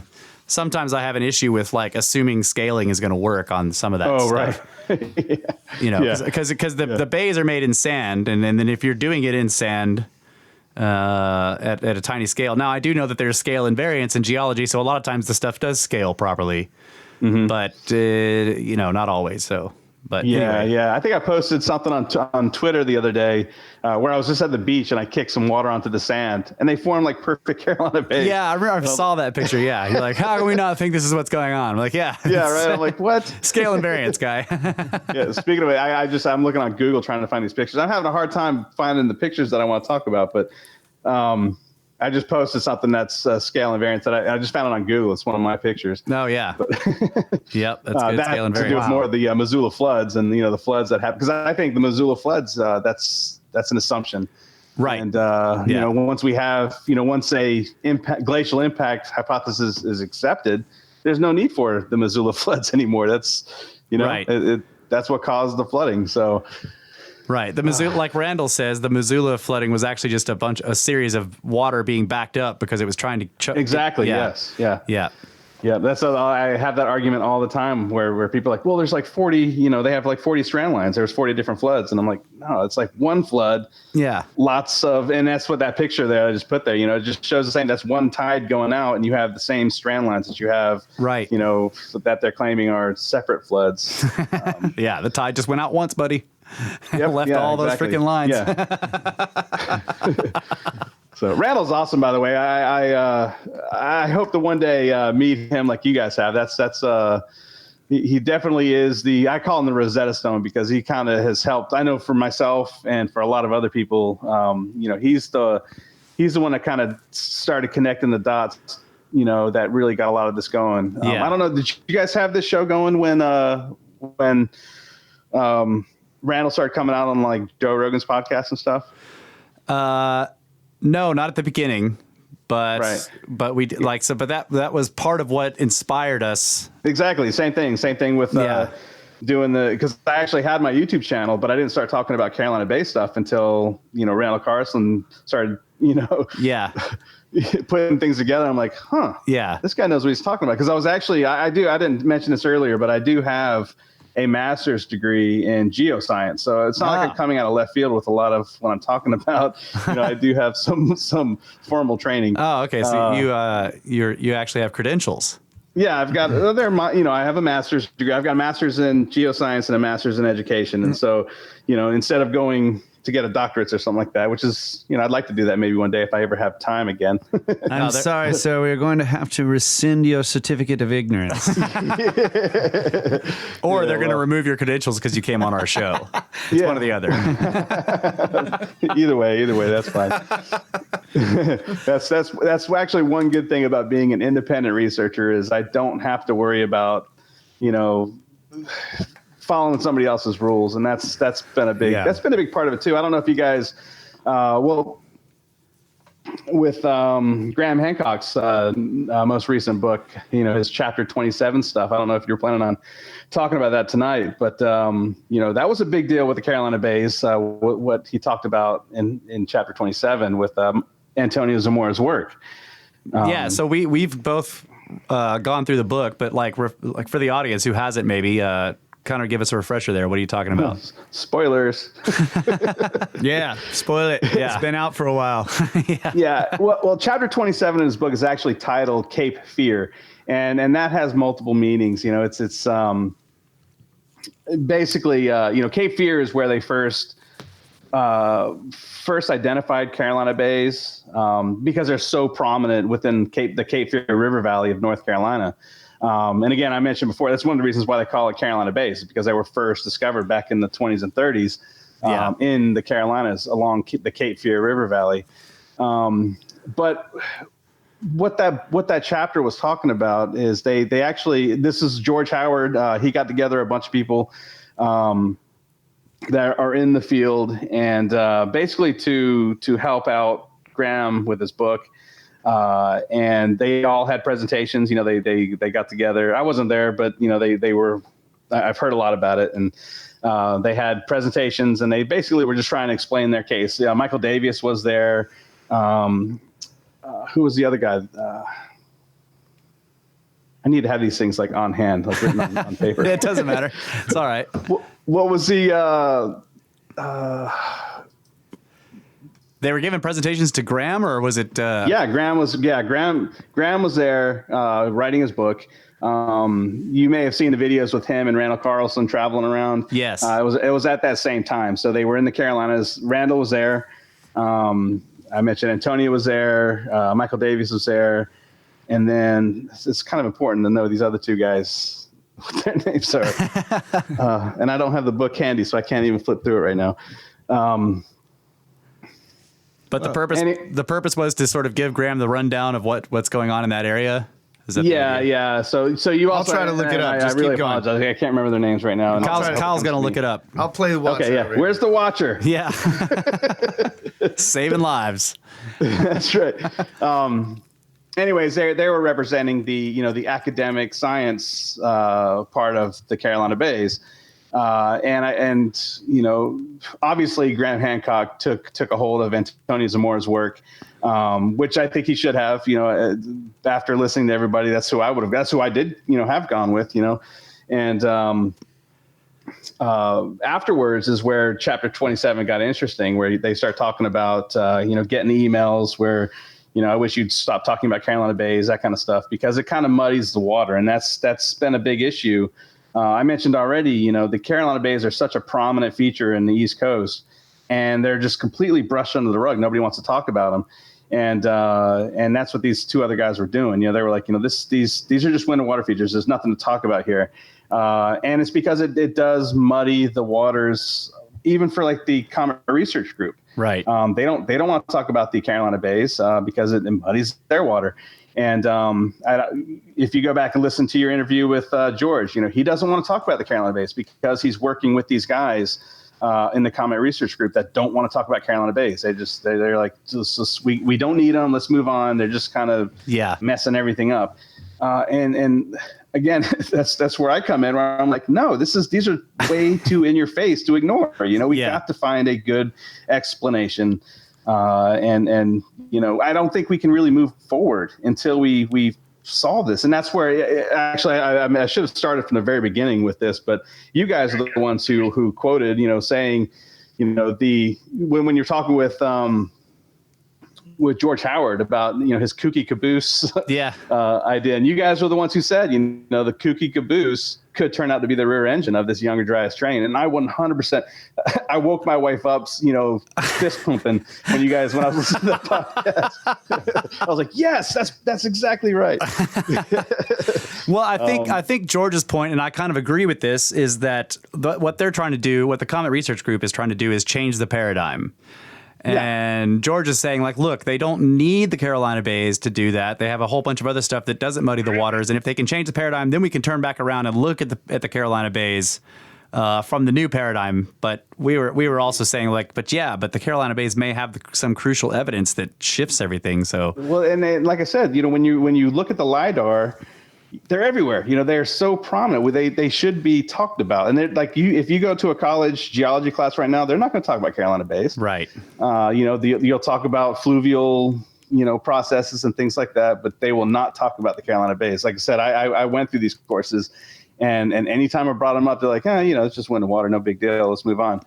And it's a huge deal. These things, the story is there. And if we learn how to read it, it's a really interesting story. Yeah, and they cover thousands of square miles of the East Coast. I mean, like they kind of are a big deal. Yeah, exactly. It's weird to ignore them. I agree, and they sort of the sort of like, it's wind and water. So I find this kind of thinking in the academic establishment, I should say, quite often, and it's sort of disheartening. Makes you cynical over time. Right, that they just don't want to look at some things, especially when those things may have answers they don't like, and that kind of makes you cynical about science over time. Yeah, well, it's definitely not scientific, right? I mean, that's right. Yeah, and that's why earlier I was talking about the Kozaworski experiment. They did not form Carolina Bays. They did not create the same shape, and that should have been, instead. They're like, okay, that's close enough. Let's move on. Yeah. And that's not how science works. Science is, even experimentation, it needs to be repeatable. If you don't get exactly what you're looking for, then, you do it again and you have other people do it. And that's never been done. Like with Carolina Bays, that's never been done. And again, that's one reason why, I've taken hold a lot with Antonio Zamorra, with his ideas, because he is doing it. Like he's actually setting up experiments, and he's going through the scientific process and the scientific method, and nobody else is doing that right now with these Carolina Bays. And so, and that's one thing that we're trying to do. Him and I. That's why I was out there digging buckets of sand. Is to go through the science. We have a hypothesis. You have to test the hypothesis. We're testing it. Where you're doing experimentation. And then that's basic science. That's what kills me. This is the one thing that drives me crazy about this whole Carolina Bay thing is that, my job, that's what I do. I teach about the scientific method, and that's not being done with these Carolina Bays, and it needs to be. And that's, with Antonio Zamorra, he has pleaded with scientists. He's actually said, this is what you guys need to do. Go get these things and prove me right or prove me wrong, and that's how science works. Right. Yeah. And that's not being done. Right. So, right. You need help sifting sand. Is that what you were saying? We can bring the snake force out there. Hey, well, I've got my students, but yeah, definitely we can work something out. Look, our buddy Clint Beckham's got like 40 8x4 sifters, and we can just start unloading all that sediment out of those bays. That's right. I've seen you guys working on some Indian artifacts there on the property. That's right. Yeah. Well, we need to get it down to like super like pretty much dust particles. That's how fine we're getting this stuff down to. So. Oh wow! Get some large coffee filters. Right. Yeah. It's been interesting, and the whole reason why we started that was because we thought that for sure. And again, this is kind of jumping topics again, but we're looking at the splash chevrons, and so we were looking at if we found particles of sand that were bigger than what could be blown by wind, then it had to have been pushed by water. Yeah. And we did find that. We didn't find a lot of it, but what I found to be really interesting was the amount of super fine, almost like talcum powder material that I was finding in the sediments that I was sifting out. And there was a good bit of that stuff. And that's where even my kids, as we were sifting this stuff, they're like, how did this stuff not blow away? These are 17, 18-year-olds, and they're like, this doesn't make any sense. Yeah, and I'm like, exactly, that's what I'm talking about. so hopefully within the next couple months we can. The purpose is to write a paper and actually get it published. And Antonio Zamorra has written a really good paper that got published in the Journal of Geomorphology. On the Carolina Bays, and then the whole Conic section thing and all that. It is published. It was peer, for a article to get published to begin with, it has to be peer reviewed. Yeah. And now he's basically, screaming from the rooftop, you guys peer review me, please. And it's not being done. So, well, we're up on another break. So let's take that, and we'll come back, and maybe this time we can finally talk about the Conic sections. We'll get to it. I promise, folks. We'll be right back. Right. Snakes.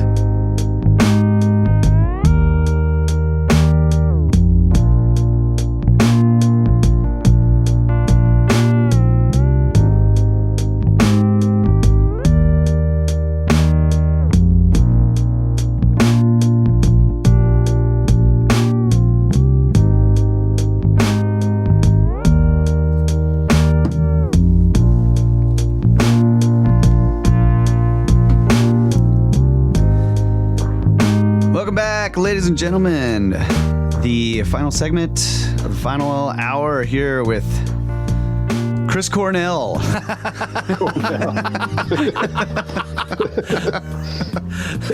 Sorry, Chris Cottrell. Yeah, there you go. And we were... I've been called worse.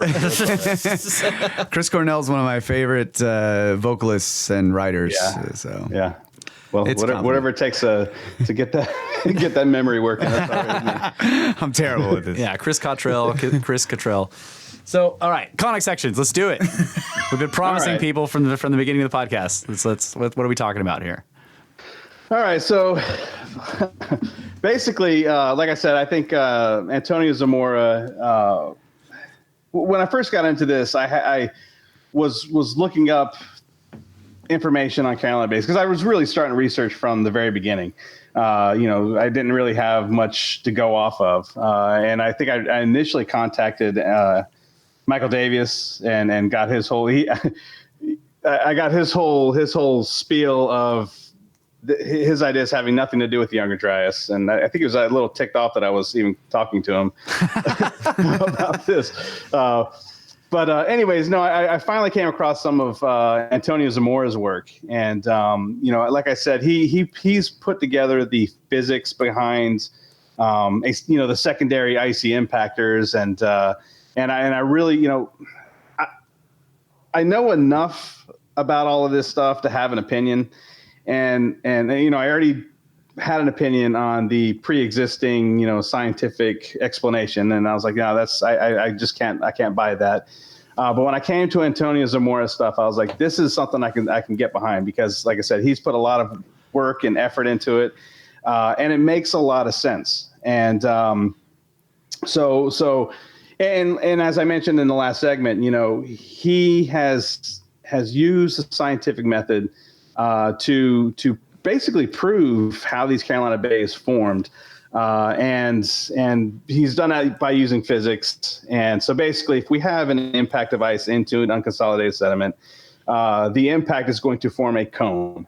And then that cone shape into the ground is going to form that elliptical, surface shape that we see with the Carolina Bays. Right.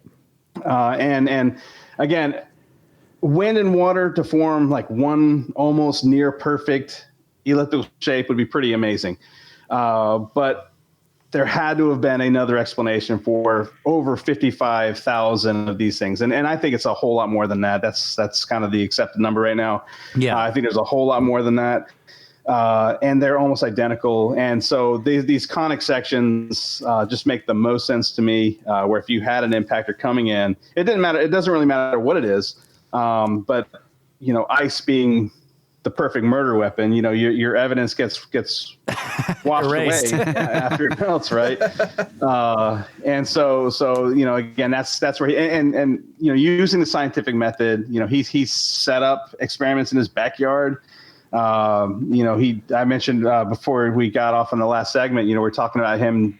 He basically set up this experiment and showed Graham Hancock.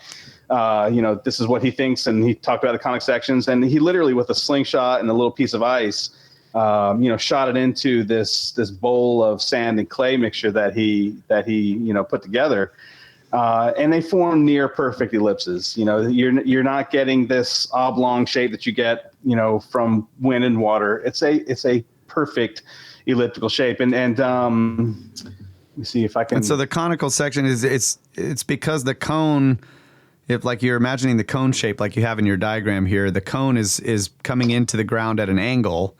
Right. And so if you take the cross section of a cone at an angle, not perpendicular to its axis. The cone is pointing down into the ground. Yeah. Right. Yeah. I just added another image of just that, so you can kind of you can see where the surface is.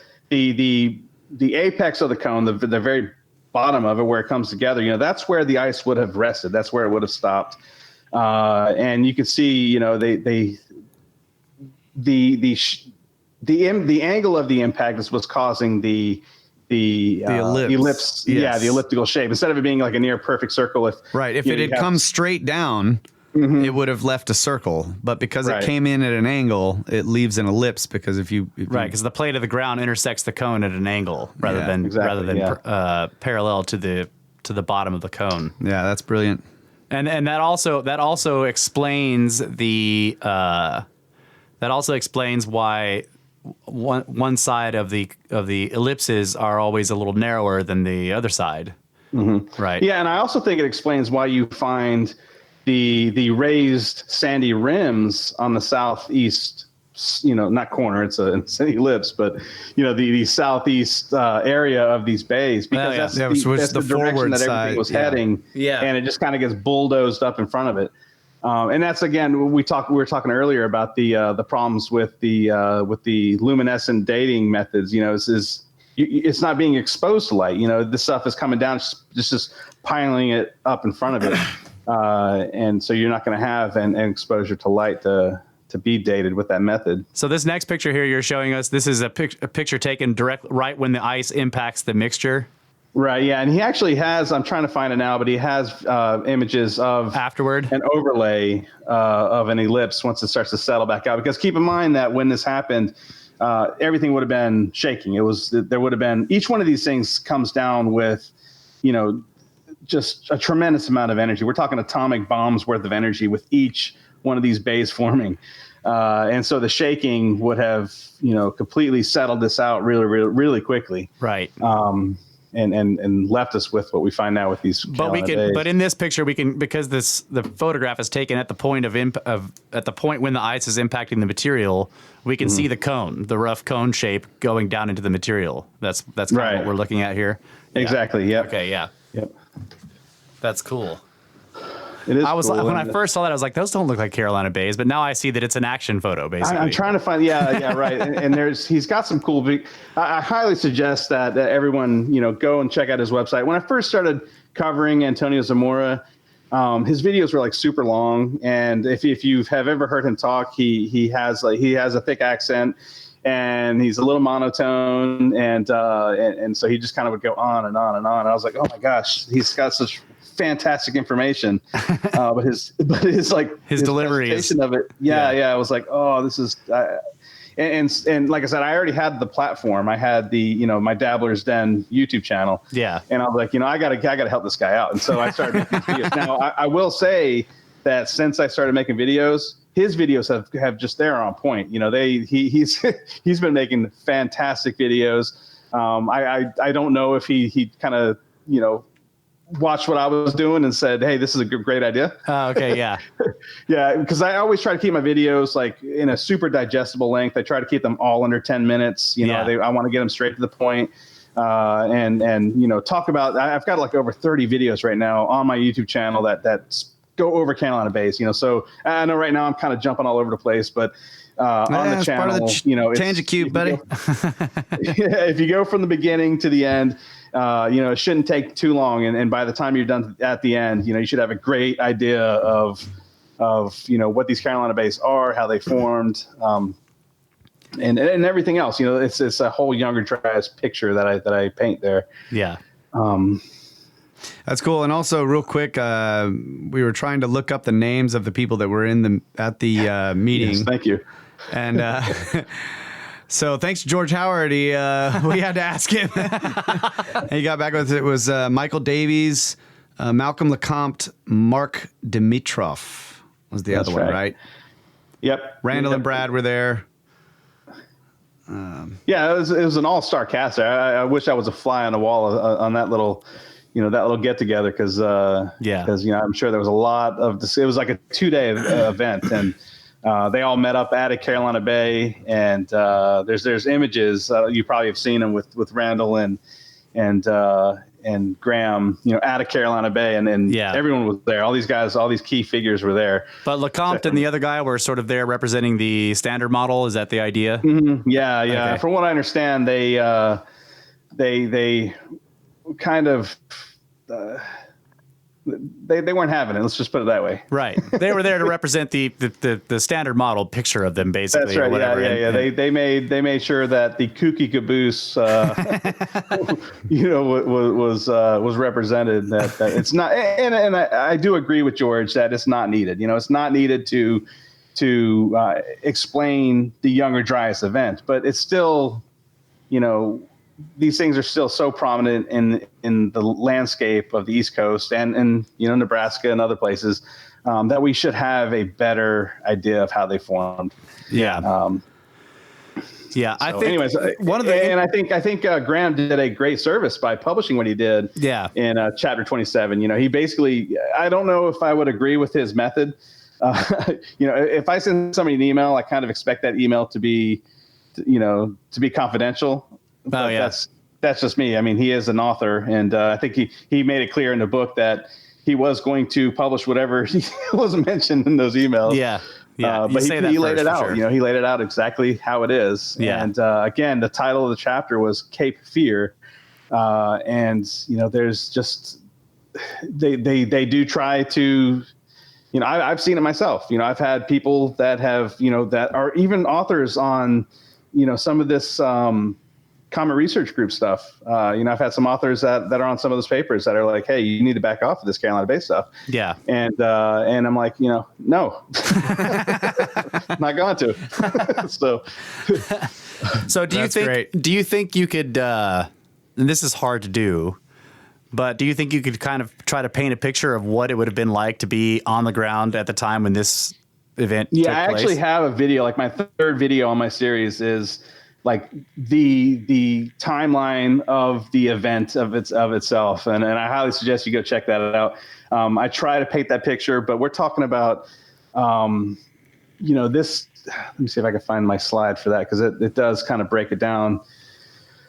Cause you can, if this happened when the Clovis people were here. Yeah. We had mega mammals, the everything from the short-faced bear to the mammoths, they were all here.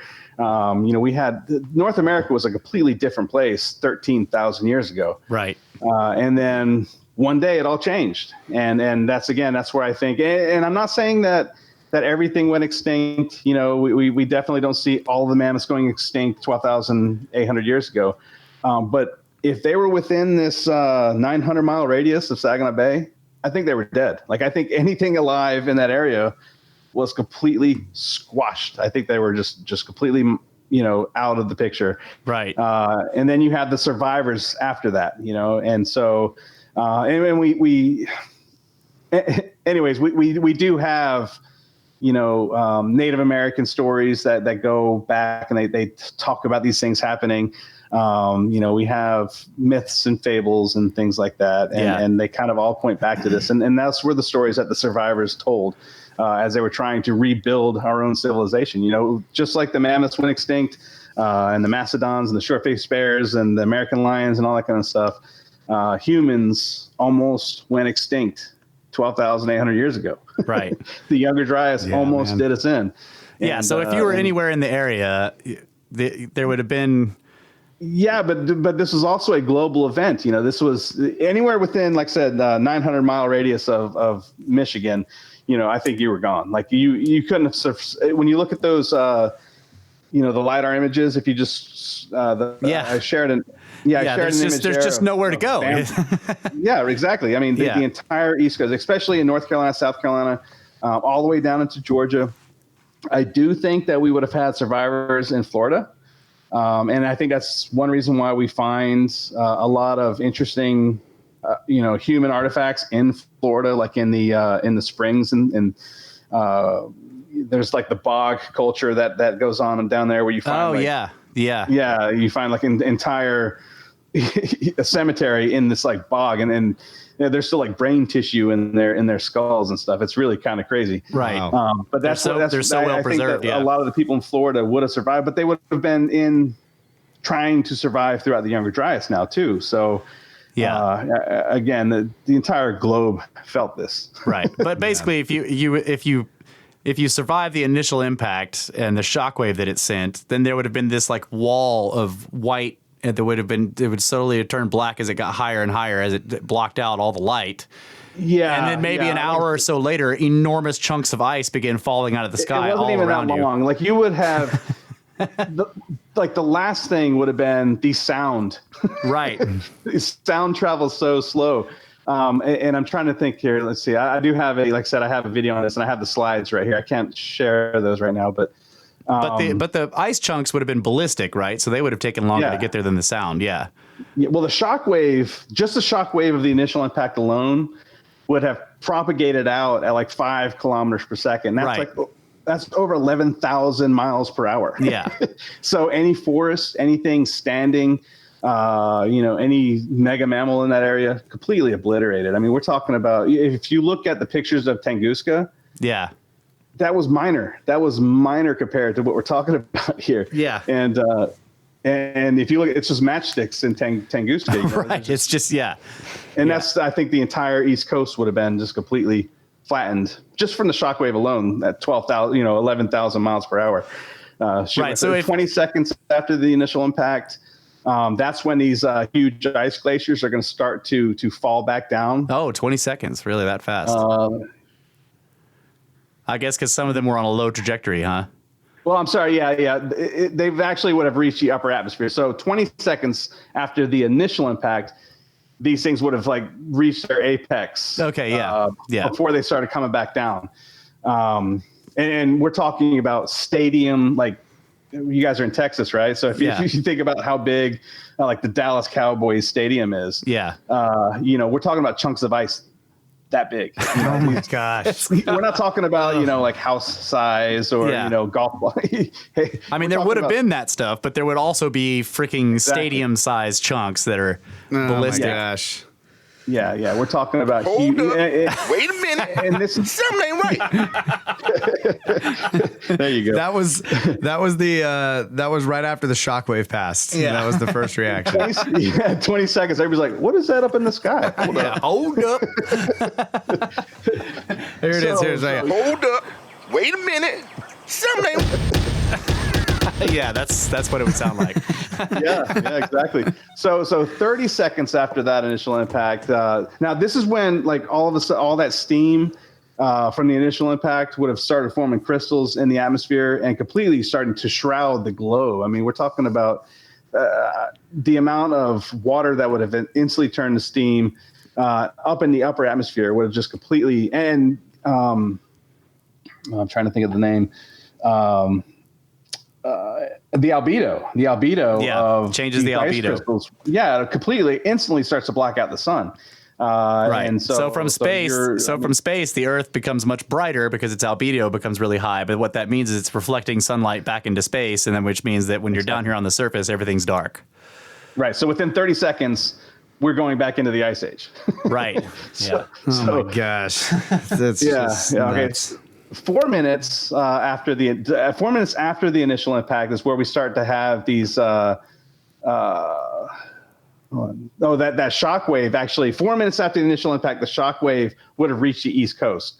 Wow. So before the sound of anything, just the shockwave, just that air, or not even air, it's just energy. Yeah, in the ground and moving across. Yeah. Within 4 minutes, it would have reached the coast, and that's where we start to see the liquefaction of the coastal plain within 4 minutes. Again, that shock wave would reach the coast and start to liquefy the sand of the East Coast. And liquefaction, if we don't, that's because we have a really low water table here on the East Coast. So literally where I live, you could dig 2 feet in the ground into the sand and it's going to fill up with water. And so if you start shaking that whole area, and we don't have earthquakes very often I can't think of down here in coastal Georgia ever one happening, but if that sand starts shaking, if you go to the beach, for instance, and start stomping your feet back and forth, that's going to cause liquefaction. You start to sink down into the sand. That's exactly what I was thinking. Like you can have the hard pack sand, and then you go over there and you start stomping on it, and then suddenly it starts getting softer and softer, and then your feet start sinking. Water comes up. It's quicksand. It becomes quicksand, and that's. I just saw a meme today about growing up and how we thought quicksand was always going to be. It's such a big problem. Yeah, I know. It was seriously a huge problem when we were kids. Yeah. But anyways, this would have been a huge problem. 4 minutes after this initial impact, basically the entire East Coast would have turned into quicksand. That liquefaction would have happened, and you can go online and look up pictures. If you just type in liquefaction, you'll see like during earthquakes where a car will be sitting flat on the ground. And minutes later, it's completely buried in sand, and all you see is like the tail lights sticking out, Right. And so these things do happen. It's not like it's this is a geologic thing. So 7 minutes after the initial impact, now this is where we're going to start seeing the first ice chunks actually hitting the ground. And so now keep in mind that we were already. From the initial shock wave, liquefaction would have already started. But as these things started coming back down, and we're talking about, some of these, if you have a stadium-sized chunk of ice hit the ground, that's going to hit the ground with, about 3 megatons worth of energy. And just to kind of put that into a frame of reference, Hiroshima and Nagasaki, Hiroshima was only 0.15 megatons. It was 15 kilotons or something. Wow. Yeah, and so we're talking about 3 megatons versus Nagasaki, which is only 0.015 megatons of energy. So it's just tremendous amounts of energy are hitting the ground, and this is going to continue that liquefaction process. And remember, the liquefaction is important for these conic sections to form. Yeah. You've got this shaking ground. It's already kind of liquefied. And then you start plugging it with these huge chunks of ice, and they're forming these conic sections. And they're almost instantly being settled because of the shaking of the ground. Yeah. 10 minutes after, finally, like 10 minutes later, like the ice bombardment stops. So all the ice that got ejected from the Saginaw Bay area, Michigan, basically, within 10 minutes is done. It's already like completely stopped. Wow. and anything within that 900-mile radius is just completely obliterated. I mean, just completely crushed by ice. Right. So if you survive the shockwave somehow, and then you survive the magical appearing quicksand, and then you got giant chunks of ice, and you manage to not get hit by any of those, anytime they impact, they're going to turn into a million shards flying outwards from the impact point. Yeah. And Right. they're sending dirt and debris and everything flying. Yeah. Oh my gosh. So within 10 minutes, the entire eastern seaboard of the United States looks like a wasteland. Yeah, changed forever. Yep, exactly. Now, so 38 minutes after the initial impact, that's when you actually finally hear the comet fragment entering our atmosphere. Oh, God. So There's nothing around to hear it, basically. Right. After everything is completely like squashed, you're going to actually hear the comet fragment entering the atmosphere. And like 58 minutes, like just about an hour later, that's when you're actually going to hear the impact. And, the sound will finally reach the East Coast that has already been obliterated, 40 minutes ago from huge chunks. You wouldn't even hear it coming. That's the thing. It's like if this happened, it happened so fast. There's nowhere to go. All the stuff happens to you before the sound gets there. So Exactly. Yeah. If a giant comet falls on an ice sheet and no one's around to hear it, it doesn't make a difference to all the standard modelists. Too soon, guys. It's too soon for us to be laughing about this. Too soon. It's too soon. Well, this is this kind of stuff I think that makes people hesitate. Like, there's some kind of resistance in archaeology, at least in anthropology, to these kind of. Just today I was listening to one of your episodes where you guys talk about how extraordinary. How's it go? extraordinary claims require extraordinary evidence. Yeah, exactly. Yeah, and I can't remember what number episode it was that I was listening to, but you guys were like, no, it doesn't require that at all. Yeah. This isn't court. Yeah, it's not court. Who gets to decide what's extraordinary and what isn't? You know? And Yeah, exactly. all it requires is evidence. Right. It doesn't have to be extraordinary evidence. That's right. Yeah, and I've heard that, and like I said, I think the evidence is being misinterpreted, and it's based on those assumptions that were set back in the 30s and 40s, and it's just gone from there. And again, we see it everywhere. We see it all over the place. Yeah. You know, if you look at any ancient texts, if you look at any religious texts, if you look at the Native Americans fables and things like that, the story is there. It's everywhere. Yeah. And I did want to mention, I wanted to bring up, you guys just had an interview with Martin Sweatman. Yes. Last week, and he's this, like, I don't know if he's aware of how much he is affecting the paradigm shift, but his work is huge for this whole topic. It is. Yeah, because not only is he an academic scientist, which is big, because a lot of times, you're going to find these guys being like, whoa, I'm not touching it. Right. They're not going to get anywhere close to that. And he's like, no, this is what I found. This is what I think has happened. Yeah. And he wrote a book about it. And what I find interesting about Martin is that, he's going down the same path that all of us have. Yes. You know what I mean? That's right. You guys were talking about the Easter Island stuff, and he had like no idea that the Moai of Easter Island almost had the same exact setup as Göbekli Tepe. Yeah. He just hadn't gotten that far in his research yet, I guess. Right. But, I sent him some pictures afterwards. I was like, hey, check these out, man. They're pretty. Exactly. Yeah. His work right now with Göbekli Tepe is huge, and the fact that he's doing it is I think more important. Yeah. Then I have the same feeling, man.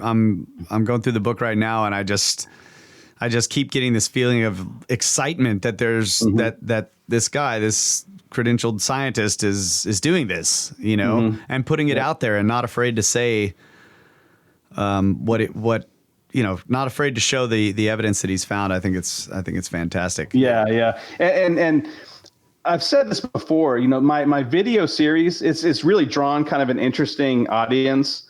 And I'm coming at it from a educational science background, right? So I'm not coming at it from mythology or religion or things like that. I'm coming at it from, just basic science, and the videos are actually my audience is the academic scientists. Like, I want them to see this and reconsider, the assumptions that they've been basing everything else on. And that's what I find to be the most frustrating part. And, I've talked with a lot of these guys, and I just want them to reconsider. That's it. I just want them to, rethink about some of the things that they found in the field and reconsider the cause, like reconsider how it could have happened that way. And it's pretty difficult sometimes. Yeah. So what's your opinion on the resistance from the academic community to the idea of catastrophism, not necessarily strictly in geology, but across all of the fields, concerned with this type of stuff?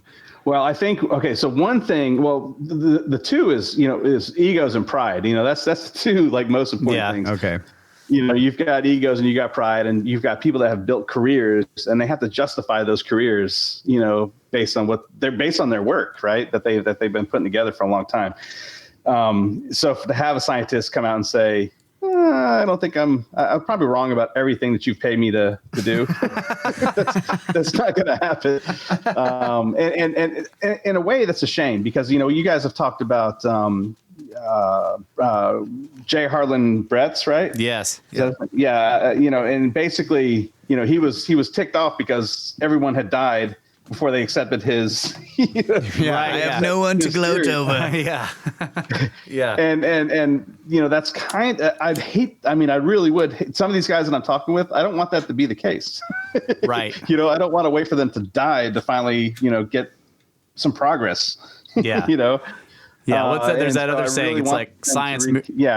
science moves forward one funeral at a time, right? And that's a shame. That's really bad. And actually, I was talking with Antonio Zamorra, and I would really like to see his ideas being taken way more seriously. None of these guys are young anymore. They've been at this stuff for 15, 20 years. Yeah. And I would really like to see a lot of their, the fruits of their own labor.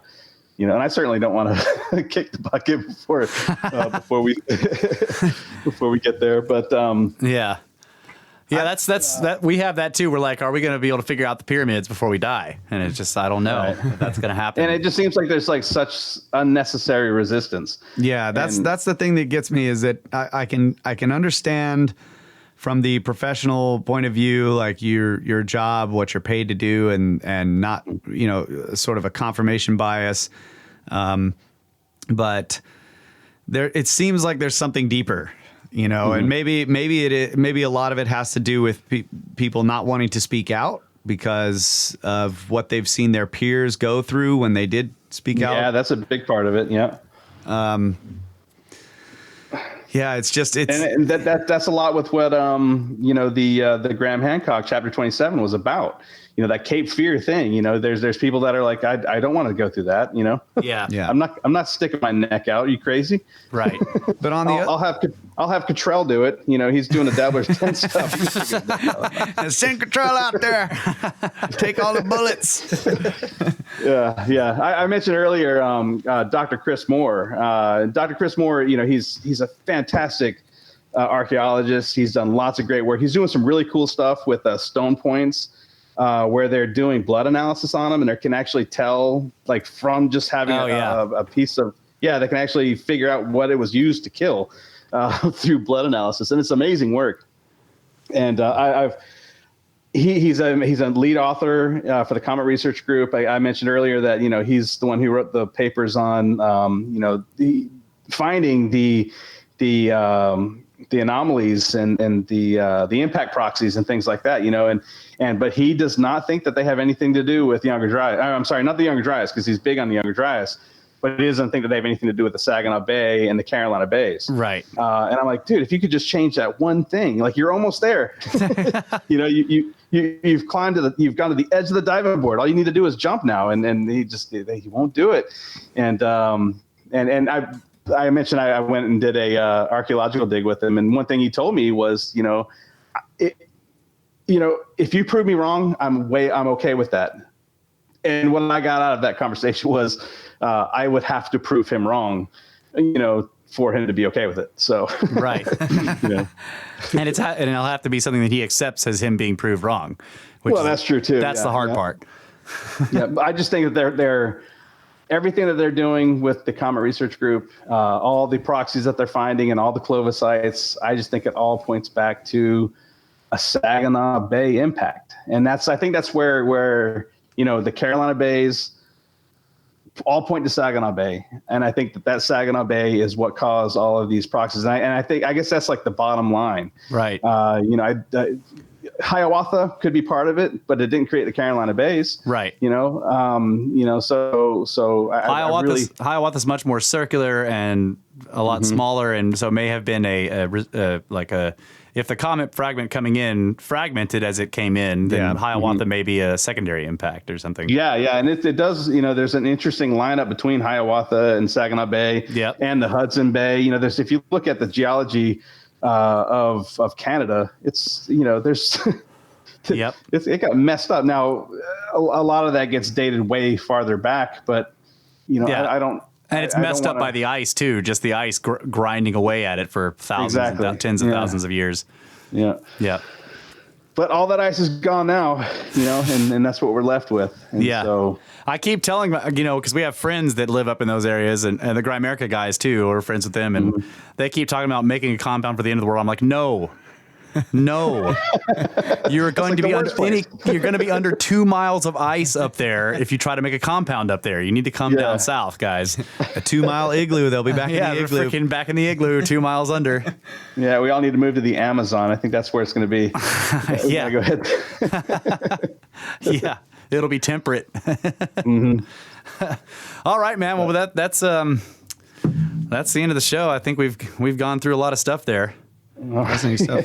Yeah. I hope it was somewhat organized. I felt like we were jumping around a lot, but well, we always jump around on the show. I know. Yeah.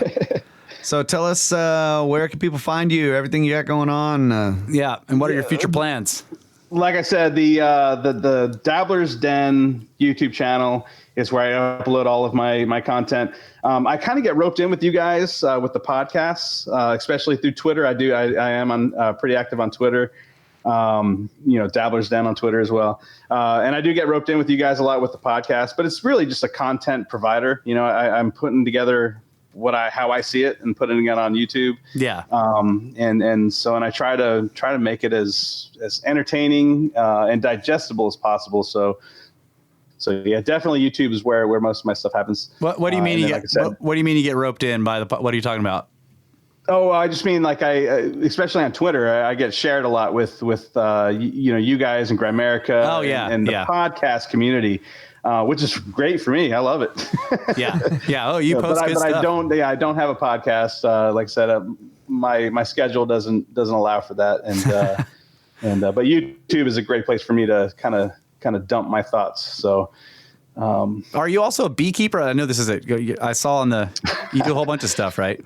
Yeah, well, the whole Dabbler's Den idea. First of all, I have like terrible ADD. Yeah, like like certifiable attention deficit. Weaponized ADD. Yeah. I find that like a lot of people have that now, but growing up used to drive me crazy because there would be people that were like super focused and really good at like one thing or a couple things, and I was like never really great at anything. And it actually took a student of mine. I had a student. I was explaining this because she was really great at keeping animals. She had like a zoo at her house and all these animals. And I just happened to say, that's really cool that you kind of have like a career path ahead of you with keeping track of these animals. I have all these interests, but I'm never really never master any of them, Yeah. And it was just like I said, 17-year-old little girl is like, well, that's what you're good at. You're good at being a dabbler. Yeah. You're good at, That's like brilliant. going out, learning something new. Like that doesn't scare me. It doesn't scare me to go out and learn how to scuba dive or go out and, grab a motorcycle, learn how to ride a motorcycle and things like that.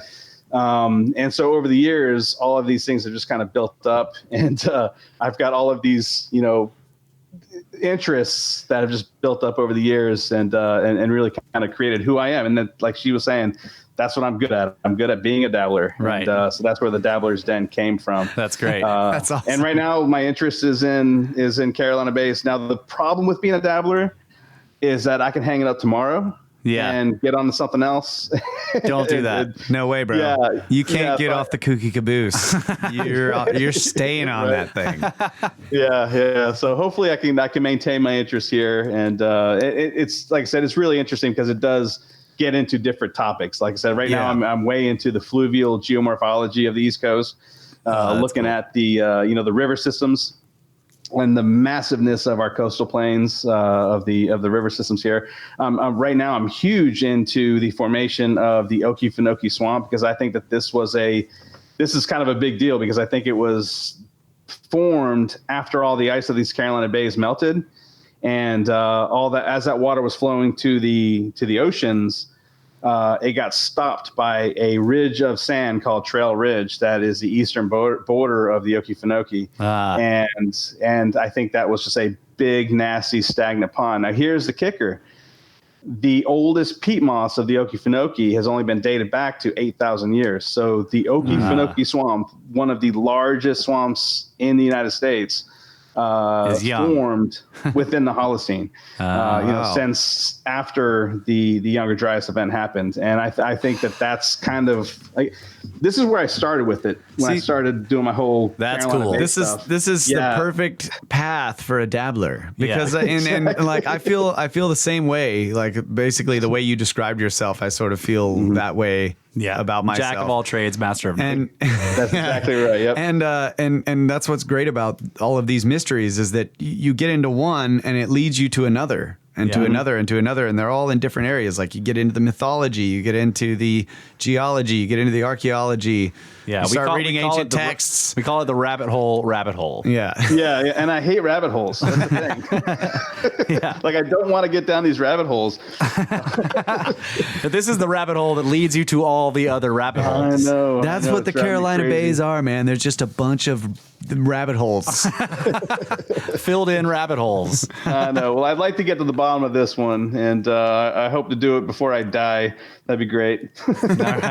All right, guys, don't forget. So you can find him on YouTube, Dabbler's Den, also on Twitter, Dabbler's Den. Also, you can get a hold of us, Brothers of the Serpent at gmail.com. Check out the website, look at the snake skins. You can comment there, check out the encyclopedia and the glossary. Follow us on Twitter at Snake Bros, no vowels, SNKBRS. Share the shows, donate to the pyramid scheme, and Chris, do you have a Patreon or a place where people can contribite to? No, man, I'm so like, I just want to get the information out there. I know. Follow his YouTube page, give him reviews. Yeah. Oh, you know what though? I got this from you guys. I do sell T-shirts on TeePublic. Oh, that's right. So you can get on there. I've got some really cool Younger Dryas themed T-shirts for sale. Hey, Carolina Bays T-shirts. Yeah. So Awesome. that's awesome. That's great. All right, yeah. So don't forget about History Shift at History Shift on Twitter, and also follow him on YouTube. He's got a History Shift channel there. He makes all of our YouTube videos for the podcast, so you can find us on YouTube, Brothers of the Serpent, for our channel. He also has a blog. It's just historyshift.com now. He went and got his own domain name, so he's all professional. Oh, wow. Historyshift.com to follow his adventures in looking for glacial erratics and possible dolmens in Montana. And also Henry Hablack on Instagram. Follow him at HHablack. He sent us all this great art that we've hung up in the Tangent Cube here. He also has a website, hermetica.bigcartel.com. He's a great artist and he does tattoos. And one other thing I want to remember to mention is we have a Facebook page now. It is run by fans of the show, and the Watcher is also in there. And I think I just got notified that George Howard just joined it. So go jump in there and you can talk to George on our Facebook page, Brothers of the Serpent on Facebook. So I think that's it. Oh yeah. Also, I want to remember to say this. There is another Contact at the Cabin. It's happening in April with Grimerica. It is with David Matheson. We're going to be stargazing in Bryce Canyon in Utah, and it is going to be awesome. So go to contactatthecabin.com to sign up for that. There are very few spots left. It's already almost sold out. So go, if you want to get a spot, go get one now. Yep. Learn about those star myths. That's right, people.